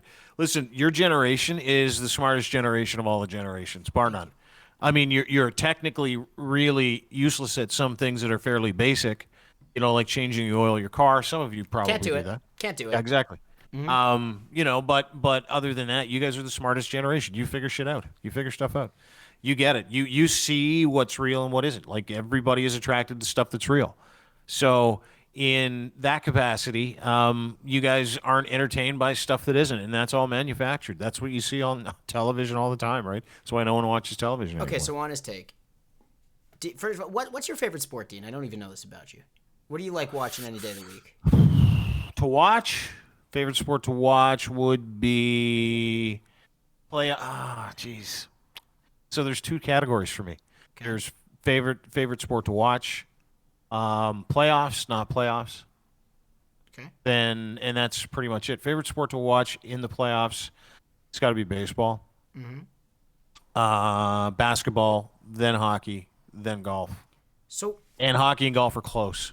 Well, the reason I bring it up is, give me something honest, right? Tell me that you want us all to shut up hyping the Leafs and that, put our money where our mouth is and it's a nut up or shut up. If the Leafs win, then we can be cocky and talk about it, or we can't until then because, Gibby got me rattled a little bit on the show a second ago because he was saying that, hey, you haven't won a playoff series, stop talking smack. And I hate that gave me pause. Can I just settle that? Can I just give you guys some, I'm going to encourage you today. That's what I'm going to do. I'm going to do this for you guys in the podcast, if you don't mind. If you just settle that, let's just tone this down a little bit.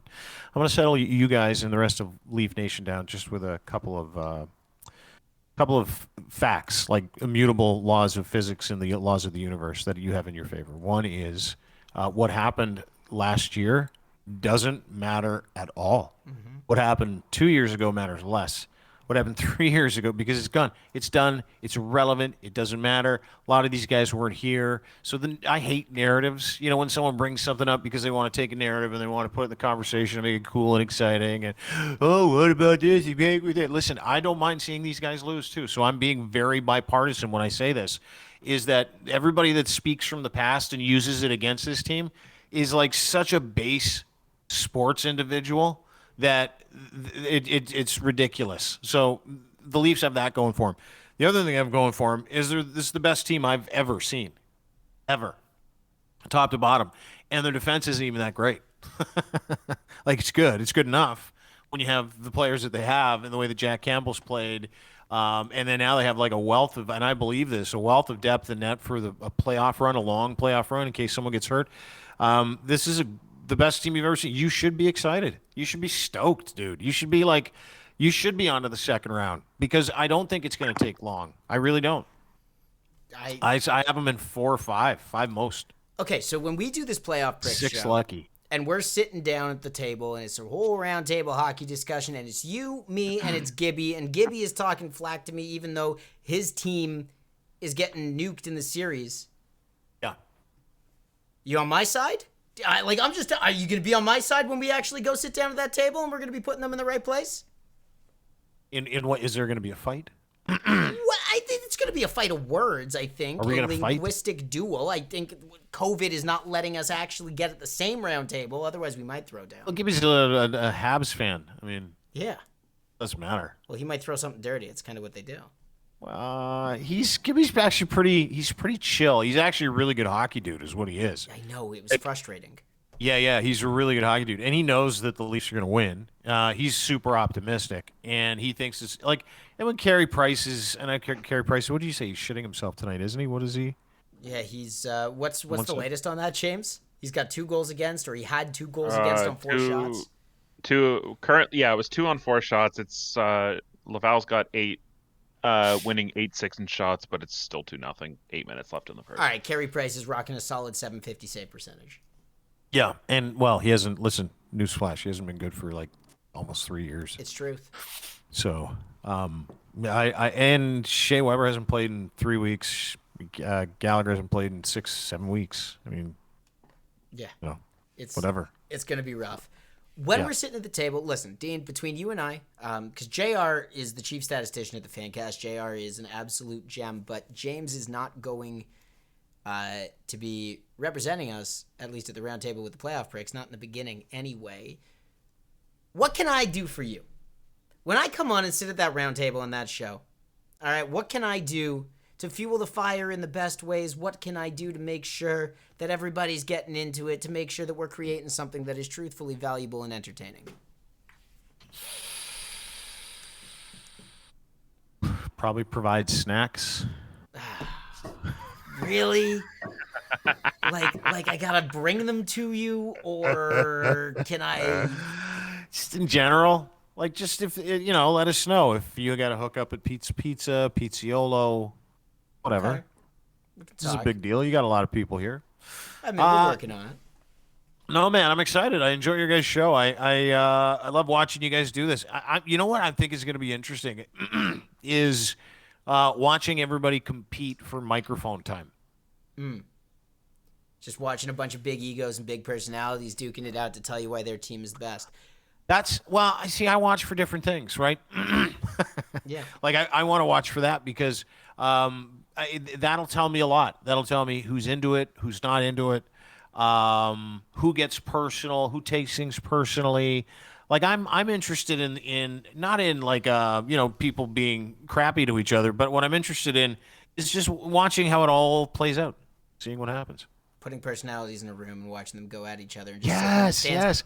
And it's about hockey, and something means something. You know what I mean? Mm-hmm. Like it means something. It's I'm excited for it. It's been a weird vibe around here because, we're all ready. Like, I mean, we're so goddamn ready for playoff hockey. But there's nerves, there's tension, and I just want the puck to drop on game 1 already because before the game, I'm just sitting here talking. During the game, I'm into it. Gloves are off, so to speak. Yeah. Filters are off. We're going to be yelling and saying language that we can't say. You swear in that? Are you allowed to swear in that one? And man, if I'm on your channel, I can do whatever the hell you want me to do. So you do whatever. That's what I'm saying. All right, you want to see me get loud and aggressive? I try and kind of tone it down a little bit when we're on the FanCast page. It's my channel. We're trying to appeal to a broader, maybe sensibility. But no, man, if you want me to turn into full playoff prick, that is what's going to happen because I am so goddamn sick of these Habs fans telling us that we're insignificant even when we're better than them. It's annoying. Technically, we are better than them, too. Well, I know that. You know that. They know that, but they won't let us have it. JR, do you have anything else for our man Dean Blundell? Snowberg, same to you up above. I think we covered everything on my end, broadcast wise. Snow, you got anything? Yeah, no. In terms of the whole broadcast presentation from Sportsnet, in terms of how they change it, I think one thing that's going to be coming down the pipe here is the two broadcast partners in the States and how they are going to start doing stuff. Not necessarily ESPN, but I'm looking at TNT, the way that they're able to put together their NBA product. I'm kind of curious to see what they're going to do with their NHL product and how they're going to try and capture an audience that isn't necessarily enthused about hockey. Yeah. And if they can do that, how the Canadian market can take away. Man, you guys are smart. A little bit. That's a great question. And those are good thoughts to have because something's going to change here pretty soon, I think. And if you haven't noticed, do you guys follow hockey guys on Twitter? Hockey guys and girls? Yeah. Have you noticed them all like praising ESPN over the past like 3-4 months since the deal was announced? There's a guy on ESPN, Reddit, you're the best. Oh there's my a guy on God, Reddit who's ESPN. jamming out to the theme song for ESPN for the last 2 months. Is there really? Who is it? Yeah, he just posted. He posts a video every day, and it's just a new thing of him kind of jamming out to NHL and ESPN theme song. Gigging. He's trying to gig. He's trying to get a job. Yeah. That's awesome. I love that. I think that's great. Anyway, so I think you're going to see something change in how hockey looks, specifically in the States, and I don't know if Canada will react to it. You know, I don't know if Sportsnet and Hockey Night Canada and TSN will react to it. Listen, and if you're asking me if I like either of those two broadcasts, they're fine. They're fine. The TSN one is much better. Really? I mean, I really believe that. I think the TSN broadcast is like a million times more slick. I think can I ask you the why? guys are more legitimate. Like more honest? Guys and gals are more legitimate. I know I got to be non-committal to the gender. Yeah. But I mean that in the greatest sense. And they're better. I mean, it's a better product. The play-by-play is better, unless it's Chris Cuthbert, who I really like. So I'll tell you that Gord Miller is my favorite play-by-play guy. We're not shy to he's great. Gord Miller. I think he's wonderful. But I think listening to that panel, like Poulin and O-Dog, I don't know, man. Watching BX on Sportsnet, he's smart. He sees it and he's relatable to our generation. You guys just like his haircut. It's hard for you guys love his haircut. It's a great haircut. Hard for me though. It's hard for me though to take Dave Poulin seriously when he's one of the guys who ran the Leafs into the ground, and he's now telling the Leafs how to run their stuff. Yeah. Well, I mean, there's that. You know, the hypocrisy. Are you guys not talking play-by-play guys? You're talking like overall broadcasts. Overall like, game presentation. Everything. Like, we roast the quiz at intermission. Yeah. You know, it's everything. I just feel like we're not getting a ton of insight off the TSN broadcast. It looks visually stunning. The Rogers broadcast doesn't look as good as the TSN one does, but I feel like there's actually more meat in the content they're trying to put out. Yeah, I don't. Maybe I need to be less biased. I don't know. I mean, I worked at Rogers, and I didn't necessarily enjoy my experience at Rogers. So maybe that was it. I don't know. Are you comfortable talking about that? Oh yeah. I don't care. Because I do want to know. Like, so for anybody in the room who doesn't know, Dean Blundell was the morning the morning host on the the Fans Morning Show. What 2014, 2016, 17? Something like that, yeah. And about a year and a half, 2 years, I think. So, I mean, I listened to that show a lot. Dean, like, I was listening to sports radio, and I was driving to Hamburg, going to radio school, and flipping between you and music stations in the morning. But, like, you've said that it wasn't exactly a great fit. Can I ask why? I hated it, mostly. Was it talking sports, or was it? Because I can remember. No. It was like, I wouldn't know. And long story short, and it's not a big deal. It's just part and parcel of life. It's how people go, and what happens in life was. I was hired by a guy who asked me to do like a hybrid morning show of sports and pop culture. Have some fun, gear the show towards men, get younger demo, and that's why they hired me. And I said, yeah, sure, that'd be great. I was out of work at the time. So I said, yeah, that'd be great. I'd love to do that. So within 3 months, he quit, moved to LA, And then the guy that took over literally walked up to me and he goes, "Just so you know, I'm probably going to take over, and everything that you got hired to do, I need you to stop. And if you don't stop doing it, then I got to let you go." And I'm like, "I guess I'll stop doing all that stuff. So what do you want?" He said, "I just want sports." Yeah. And I said, "Okay, this is gonna suck, but I'll do my best." So I did my best and hated it, and we all hated it. They hated me. I didn't enjoy being there. I was nice, but they knew I didn't like it. So, long story short, we agreed just before Christmas with a guy named Dave Cadeau, who was my boss at the time. We had a conversation. I said, "Listen, I don't like being here. I don't think you guys like me being here. And it's not working out for you guys. It's not working out for me. So let's just figure out a way to do this amicably. But we probably should go our separate ways." And he said, "Yeah. Well, let's talk about it, and we'll see what happens." I said, and he said, because there's lots to consider, right? And I said, "Yeah, for sure there is." I said, "But let's just try and be good to each other on the way out." And he said, "Yeah, okay." So just after Christmas, I think it was in February. Yeah, it was about February. I remember. I remember February. where I was. I can't remember. Yeah, I don't remember where I was. Well, I remember I was in the building. I got ushered into a boardroom as soon as I got off the air, and there's a lady standing there, and the guy just ran out as fast as he could, and the lady was like almost in tears, and she goes, "I'm sorry, I got to do this." I go, "Don't worry about it. I know what's happening. We didn't agree to this. We had a different conversation, Yeah. but I get why they're doing it, and why they did it was to protect themselves from, any bad PR and make it look like I sucked." So job done.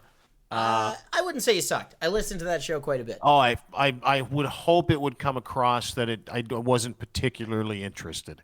So my favorite thing that you ever did on the Fan Morning Show. I think every day I used to sign off. This is literally every day. Well, see you tomorrow, maybe. So, dude, I'll pump the tires a bit. Whenever you guys would talk about Rogers, you know exactly what I'm talking about too. Where you had your producer Ryan hit the button to play the Rogers sound effect whenever you guys were. Oh, that was in good fun. Yeah, but but that's hilarious. Like that's the point, right? Like so, if you don't know, like every time they'd be like, "Oh, Rogers, they're so great. We love working for Rogers." Play the little sound effect. Like, that's hilarious to an audience who understands that there is a fourth wall breaking happening and a meta show around the show. Like to me, that's aces, Diener. Like you're, I get why you were brought in. I know it didn't go the way you were supposed to, but man, dude, I loved it. Everything. I didn't like it, but I'm so happy for the experience. I think nothing is good or bad. Things just are, right? And it's how you look at it, and that's why I can be honest about it, because it doesn't matter. Like that was supposed to happen because it made me want to do something else, become something else, try something else, be brave or courageous enough to try something else. And I think that and I'll leave you with this because I do got to blow, but yeah, sure. And I don't mean that in a weird way. I mean I got to take off. That's all good. But dude. I will leave you with this. 2021. No matter who's listening and who watches this, try and take things as neutrally as possible, because everything's a learning experience, and you will always be okay. Like literally, you will always be okay no matter what happens, as long as you look at things like, shit, this is just not supposed to happen today or for me right now, but I can concentrate on other things. You control what you control. So I wasn't too bent out of shape by the whole thing. I appreciate it, man. And Diener, thank you very much for hopping on and giving us a little bit of insight and getting us all jazzed for rocking the Playoff Pricks show. Starts on Thursday. FanCast fan base. We're going to have a conversation about that in a little bit, what you can expect and how we can arm ourselves to represent Leafs Nation well on that show. Diener, any last words? Go Leafs, go. Yeah, buddy. Suck Leafs it, Gibby. 5. Leafs in 5, maybe 4. I say 5. And then Leafs in 7 against the Oilers. Yeah. And it's on to the finals after that. Honestly, man, I am so here for it. Thank you very much. Dean Blundell of the Dean Blundell Radio Program Media Mogul Extraordinaire. He is graced us with his presence. Thank you very much. And yeah, Gibby, Diener said it. Leafs in 4. That was a go Leafs go, not a go Habs go. I'm getting fired up. JR, talk to me. I'm just taking a quick look at this Marley score. Laval is out shooting the Marlies 16-8. 1 minute left in the first period. Michael Hutchison having a fantastic game. I've seen a couple of highlights That's on Twitter. Strike. Fantastic game. Thank you. That was unreal. We just got Dean Blundell hanging out on the FanCast, which is good. We got to talk about the Playoff Prick Show. Snowberg, you still with us? I'm still with you. So, Snowberg, I don't know how much of this you know. The Dean Blundell Playoff Prick Show is a playoff in some regard. It's a playoff, right. Yeah, jeez. Michael Clutchison, jeez, Nicky, don't you dare. So, Big Save Dave or Michael Hutchison, which one goes in? Big Save Dave. Anyway, we're starting the playoff show on Wednesday for Leaf games. That'll go down on Thursday. We'll hop on whenever we can. We're getting hockey fans from all the markets in the Dean Blundell Network together to the same table. And all that matters to me is that we represent Leafs Nation well. Listen up. We are going to get everybody for these first couple of periods watching with JR and I and potentially Snowberg as a fan cast. From there, third period, we go ahead and raid the Blundell channel. We show up strong. All of us together show up, start harassing Gibby when he's on mic like he's been attempting to do in our room tonight.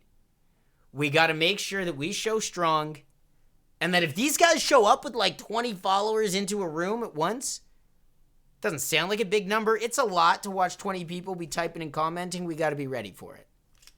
That is the name of the game when this playoff thing starts. Leafs Nation is going to war. Are you with me? James? You know I'm with you. That sounded incredibly lackluster and like... I'm with you, Danny. I'm with Thank you. Snowberg. Okay, we got it. Ric Flair woos in the chat or whatever it is going to work as long as you got. I'm feeling okay about this. James, what do you take away from that conversation? I appreciate the broadcasting comments. I mean, it was an interesting thought that I guess I hadn't really done on my own, that because Rogers and Bell have such a monopoly, they can literally do whatever they want without being challenged. It's different. It's the same but different, I guess, in the States where, yeah, sure, there's a little bit more competition, but the idea of playing it safe because you're not playing to gain viewers, you're playing to lose or not to lose viewers. You know, how many times do we ever talk about this when the Leafs were in the playoffs? When you watch the Leafs against Ottawa circa 2004, they're playing not to lose versus playing to win. And maybe that's what he's saying, is that Sportsnet is playing not to lose. But man, is there room for creativity. Man, this goes back to my point earlier about hockey will always be fourth. If you provide vanilla intermission paneling coverage. Like, I appreciate the headline segment because Elliot and CJ have got such a pulse on the league that I appreciate, even though it's only like 2-3 minutes, I appreciate their input. And then I appreciate what Jen Bottrell and BX are doing, where they break down the play from a player's level a little bit. Mm-hmm. And I agree with Kaylee. I want to see some more diversity. Well, Rogers has got diversity at the wazoo. I mean, they're all around the game professionals. But I think that broadcast is doing a great job of diversifying itself. TSN is not. I want to see more Anson Carter. He was doing a good job, like BX, breaking plays down and showing things you should and shouldn't do. I think, you always had Don Cherry being like, kids don't do this, kids do this, but then he'd never say why or provide any sort of insight. He would just kind of just kind of shout at the camera. Whereas I like how the X is going, they'll break down the plays and be like, this is what you should have done instead. Yeah. I like that from a learning perspective. Well, that's why I missed the Dave Amber and Berkey segment, because that was the replacement to the whole Coach's Corner where you'd have Berkey break down. I'm so happy he got hired. I never thought I'd say that, but what? Dave Amber or Berkey? You don't like Berkey? I was just worried they were trying so hard with Berkey to replicate Coach's Corner and that they were picking his brain from that perspective rather than from an actual hockey mind's perspective. What, you just Like wanted the controversy from him? Like that's what they were going okay, after? but honestly, even if you had like a 3-minute segment where it was just Berkey tells a hilarious story from when he was a manager, like don't name any names, don't throw anybody under the bus. Sure. Like you've heard him on particularly Steve Dangle's podcast and a couple of his trade tree videos where I'll go into the trade tree where he like dissected the same day where they got J.S. Giguère for Jason Blake and the Dion Phaneuf deal. And like he talked about his conversations with Daryl Sutter and his conversations with Bob Murray. As a storyteller, Berkey was great. I didn't like how they were utilizing him. So this feels like, and it's kind of what Dean was saying, it's the orders coming from up top, which is like, hey, you've got this talent, use him however you want. You bring in, and it's by the way, it's FanCast, it's friend of the FanCast, Don Collins, who was the former program director at the Fan, who brought Dean Blundell over to say, hey, we want to do a hybrid sports and guy talk. And actually, in the year 2021, that makes all the sense, doesn't it? Because sports has since moved away from strictly sports talk into sports and entertainment hybrid, right? So hold on, JR. Like, the idea of bringing Dean Blundell to do that makes a ton of sense. Thank you, Cognac. But there was a regression after, which was like sports needs to be sports and only sports, and we're going to do it the way that it's done. Contrarian stuff on the broadcast to irritate people. I don't know if you're talking about Dean. I don't know if you're talking about No. He was talking. Yeah, I believe Kaylee's talking about Berkey. Like right. it felt like they were trying to groom Berkey to be Don Cherry's replacement. And that's not how they should have gone about it. Right. You got to use the talent you have. So going to your point about not just sports and people stories. I finally, after many recommendations and waiting, to watch it, I finally started watching that Netflix, like the F1 Drive to Survive show. I've heard it's so good, but I haven't seen it. Okay, Danny, that's your homework. Start watching. Really? Because the big thing is they get into it on a personal level. They provide accessible storytelling into the minds of the driver. Like, it's not about the racing. It's about the politics and the stories that go on behind the scenes. I like that. Think of the HBO 24/7 series for the Winter Classic on steroids and over an entire season. Okay. I mean, this is the stuff I want to watch, by the way, when Amazon finally releases whatever the hell they've been working on all season. I'm genuinely so excited, especially since I saw a behind the scenes shot of they're bringing in the families, they're bringing in all of this stuff as safely as possible, of course. But as soon as you can provide that accessible storytelling, like you look as a casual fan, you look at Connor McDavid and all you see is a robot who just tells the media that he needs to get pucks in deep and sport harder than the other team is currently sporting. Yep. By going behind, for using the F1 documentary as a template, you go behind the scenes and see all of this infighting and politics, and you get to see in behind them, and like, well, we're firing this driver because the owner's son has to now take a spot on the team. So how does that affect the driver that's now lost his seat? He's now like the first season's from 2018, and it's literally about a driver. Like a couple of the episodes are about a driver who's basically pushed out of the top team because they want to go with the young guy, and he signs with another team halfway through the season because F1 you can, as soon as your contract's like, how with 1 year left on your deal in the NHL you can sign an extension. Yeah.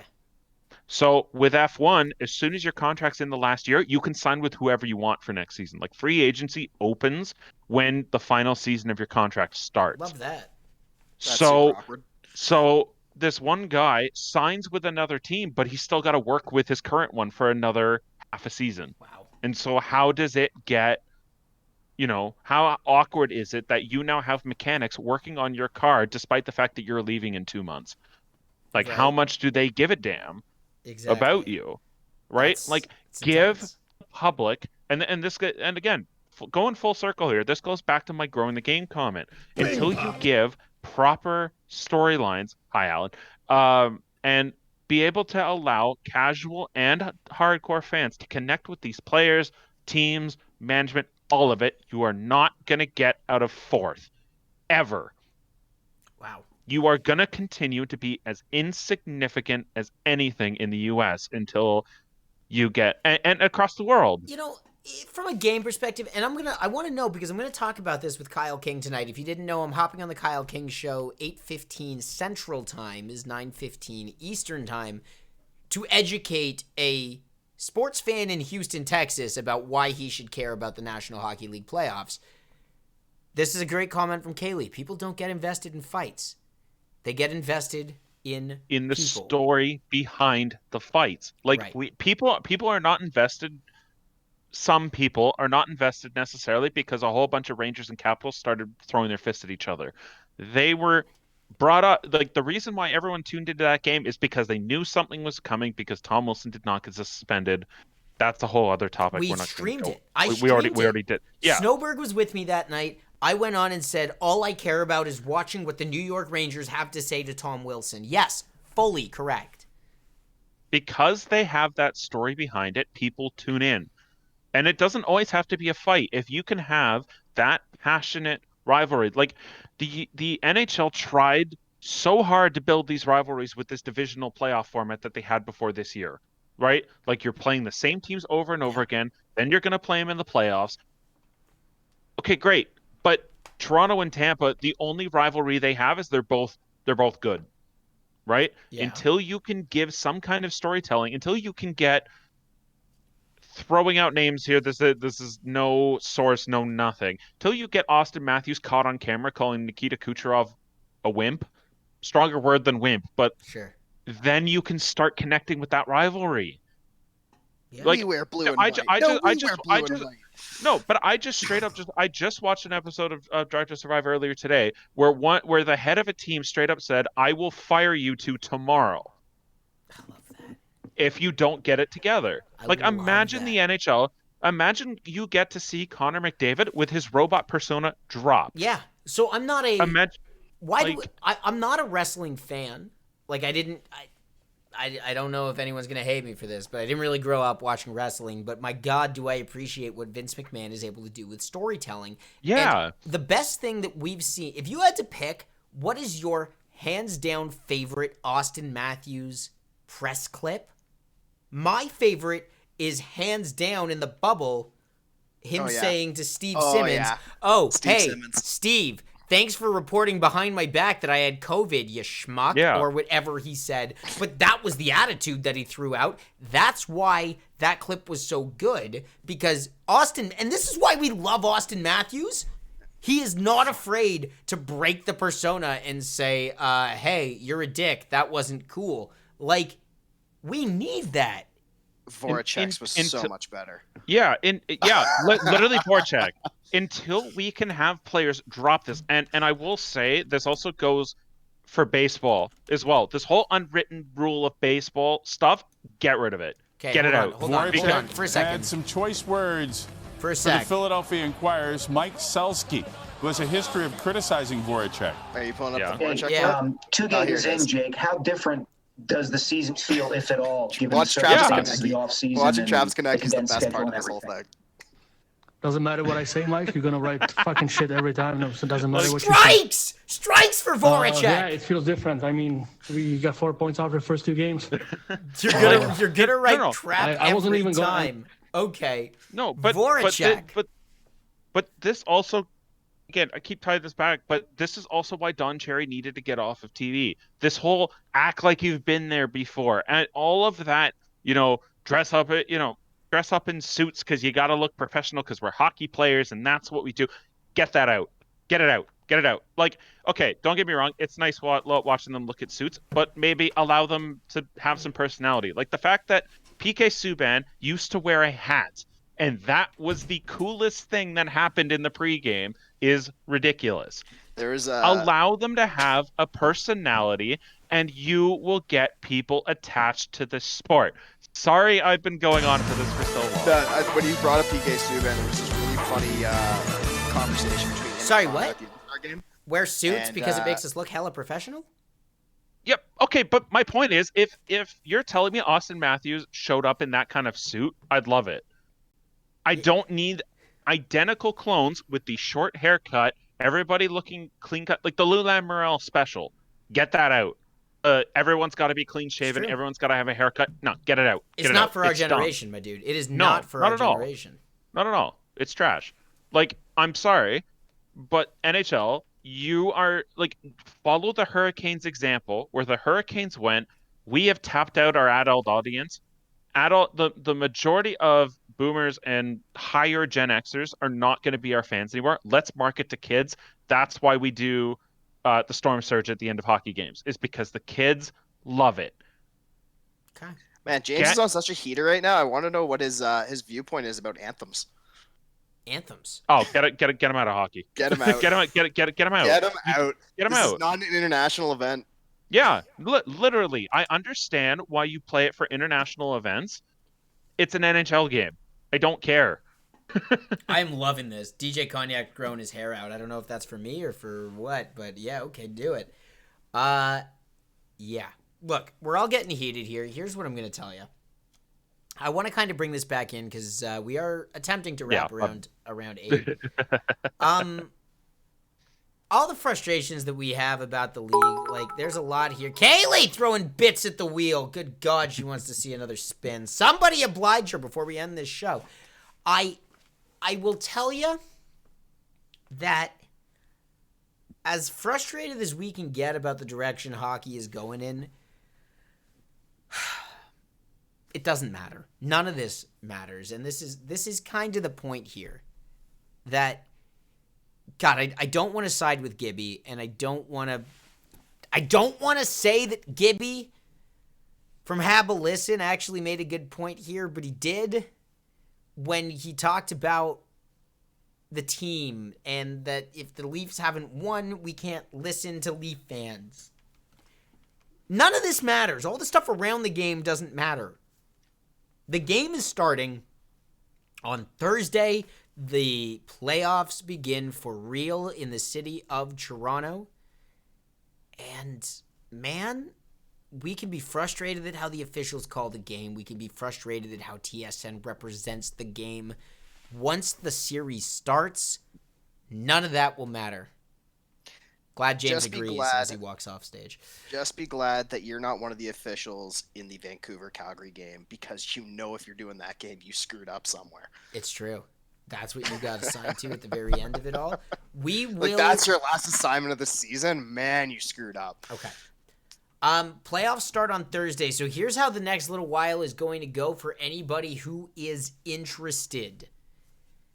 On Wednesday night, that is the 19th, I believe I will be jumping into the Playoff Pricks show to, at the very least, put my proverbial opinion on the table and remind them all that the North is strong. And then we'll go from there. Thursday, puck drop. Leafs, Habs. We will be here watching the game. Stand by as we tell you exactly where it's going to go. If I need to be summoned away for the third, then we will migrate this watch party over to Blundell's channel, which, if that happens, I cannot say this enough.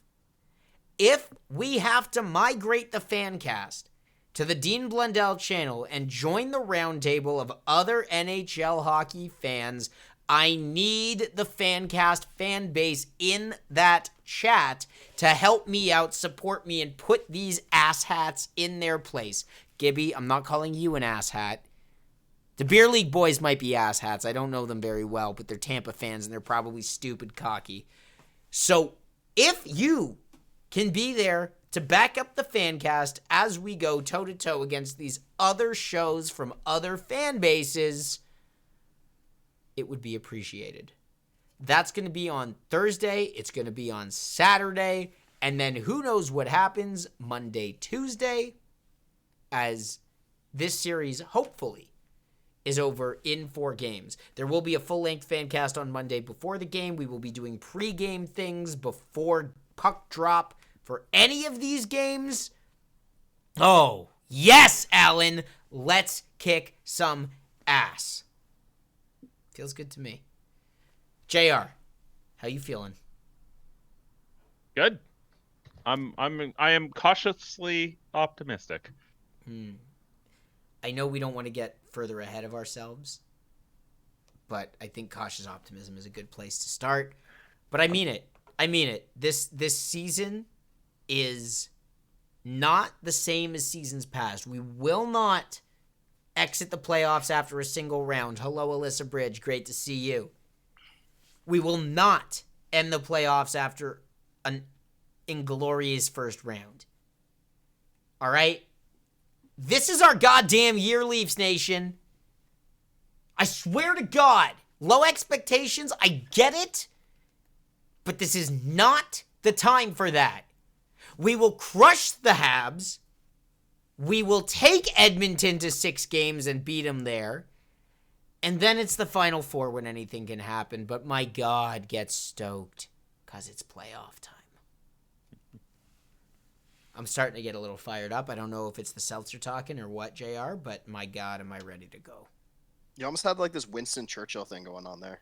I can go find a cigar if that would help. Can we take in? I can order a package on Amazon tonight, and it will get here before the Leafs play Game 1. What are you trying to order? Or is your point that it's taking forever to get to Game 1?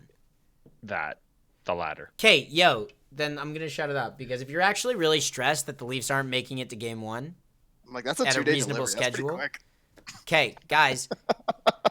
It's all Vancouver's fault. If you have to blame anyone, blame the Canucks, not the Flames. You're absolved, Snowberg. You blame the Canucks, but realistically, you have to appreciate what the NHL is doing here. There are TV contracts and requirements that have to be met.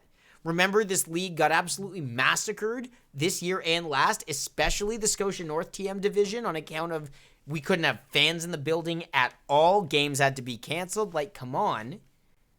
They're doing their best to recoup their losses, and yeah, man, this is a business before anything else. So, enough about that. Once the games actually start, once this crap is behind us, once we get the sweet taste of victory against Montreal, the fact that we had to start almost a week late will be forgotten. If you don't believe me, JR, just wait till Thursday. See how you're feeling then. It's pretty good. I'm gonna be fired up on Thursday. Yeah, I'm ready. Buddy. No matter the game that either the Leafs are knocked out or the game that the Leafs knock out the Habs, I will do a triple crown, either to drown my sorrows or to celebrate. Hell yeah. No, I like it, man. I think you're in the right spot. I think we're all in the right headspace on this. This is a weird day. It's been a weird day because we're stressing a little bit about what's to come. On Thursday, everything feels good. At least for the first 3 periods. We will go from there after. JR, I don't want to do a FanCast forecast. I don't want to actually call these playoff games. I don't think it makes sense for us to have something between you and I while these games are going, because we're all on the same side. We want to see the Leafs win 4 straight. Well, Right. if you'd filled out the FanCast bracket challenge, we could have had something. Okay, there is a FanCast bracket challenge going on that I definitely forgot to fill out a bracket for. I will tell you that I am fully expecting Minnesota to upset the Vegas Golden Knights at the end of this series. That makes 2 of us. I don't know what's going to happen after that. It's probably Colorado's division. And you know what? I'm actually kind of relieved I forgot to do it because I don't want that kind of pressure flipping around. Yeah, you're right, Cleary. I didn't, so I'm not going to win your LCBO gift cards. Yeah, for those that haven't seen it in the Discord, third prize takes home a pair of Major League socks. Second prize takes home, I believe it's $25 to Starbucks. 25. No, it was And LCBO. It was all LCBO. No. First prize. Second prize was Starbucks. Never Yeah, mind. second It prize was all was Starbucks. First prize was LCBO. Never mind. Half of it was Starbucks. And if I win first prize, I will be auctioning it off because I cannot use that. Well, Well, that's- I'll get you a different gift card. The liquor store in Well, Alberta. Amazon or anything like that. Like, Alberta Liquor Stores United. Oh my Lanta. So glad all of you joined us tonight watching the show. Anything to send them off with, JR? Unless anybody wants to throw some last minute bits to get one more spin of that wheel, Otherwise, we will leave that total up for next time. So I will say that I wasn't allowed to use the title for my original bracket, and I was kind of upset about it. Your title? Yeah, you know how you have to make a name for your Yeah, what did you want to call it? soft dump in the corner? That's a great name. Wait, they didn't allow it, or was it Yeah. too long? I don't know. It just said you can't use this. I'm like, well, that's kind of. Maybe they don't like soft dump. That's literally a hockey term. I know. No, hang on. 1, 2, 3. No, Kaylee's like, it's way too long. That's the reason why. Okay, fair. And if anybody is interested, use the hockey chat so that we know in our Discord, !Discord, to get there. If anybody wants to be a rotating guest during the playoff parties, we will consider it. We haven't quite figured out the strategy for these, but we do know that we want everybody together as best as possible to hang out, watch these games together. It sucks right now in the province of Ontario. Snowberg, I don't know if you know this, but we can't get together with people. So all we have is doing things virtually right here on Twitch. JR and I want the FanCast to be one hell of a playoff party for anybody you know in Leafs Nation. If you are trying to get people together, at least as safely as you can, share that link. Let people know. Here's where you go during the playoffs. Danny and JR are going to get you pumped, hyped, and excited. I'm excited just talking about it. How long is that lasting, by the way? Like, does anybody know when you guys can start doing stuff again? Great question. They extended it as much as you June would 2nd. think. It's a beautiful day for golf. June 2nd, I think, is when they've extended it to. Is that right, JR?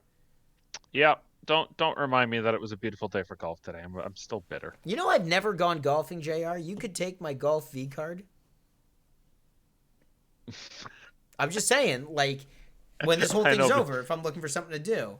Well, shit, after a gesture like that, I'll take a strike. All right. On that note, my friends, how have I never golfed? I've gone to a driving range, but I'm a Jew and they don't let us on the course. It's just what it is. So, we will be back in 4 days' time. I can't believe it. Thursday can't come soon enough. 3 days' time? 3 days time. Whatever it is. Thursday, May 20th, Leafs-Habs, Game 1. JR, do you have any final words for our room? Ladies and gentlemen, you could have done anything with your Monday night, but you spent it with us, and for that we thank you. Yeah? Snowbird, you got anything to say? I'm just excited for Tuesday and Wednesday afternoon hockey. Because you know what that means, Danny. You could win $50 from Paul the Caveman Cavaretta. So I didn't even mention this. Paul the Caveman Cavaretta has already paid me out for winning that bet. Damn.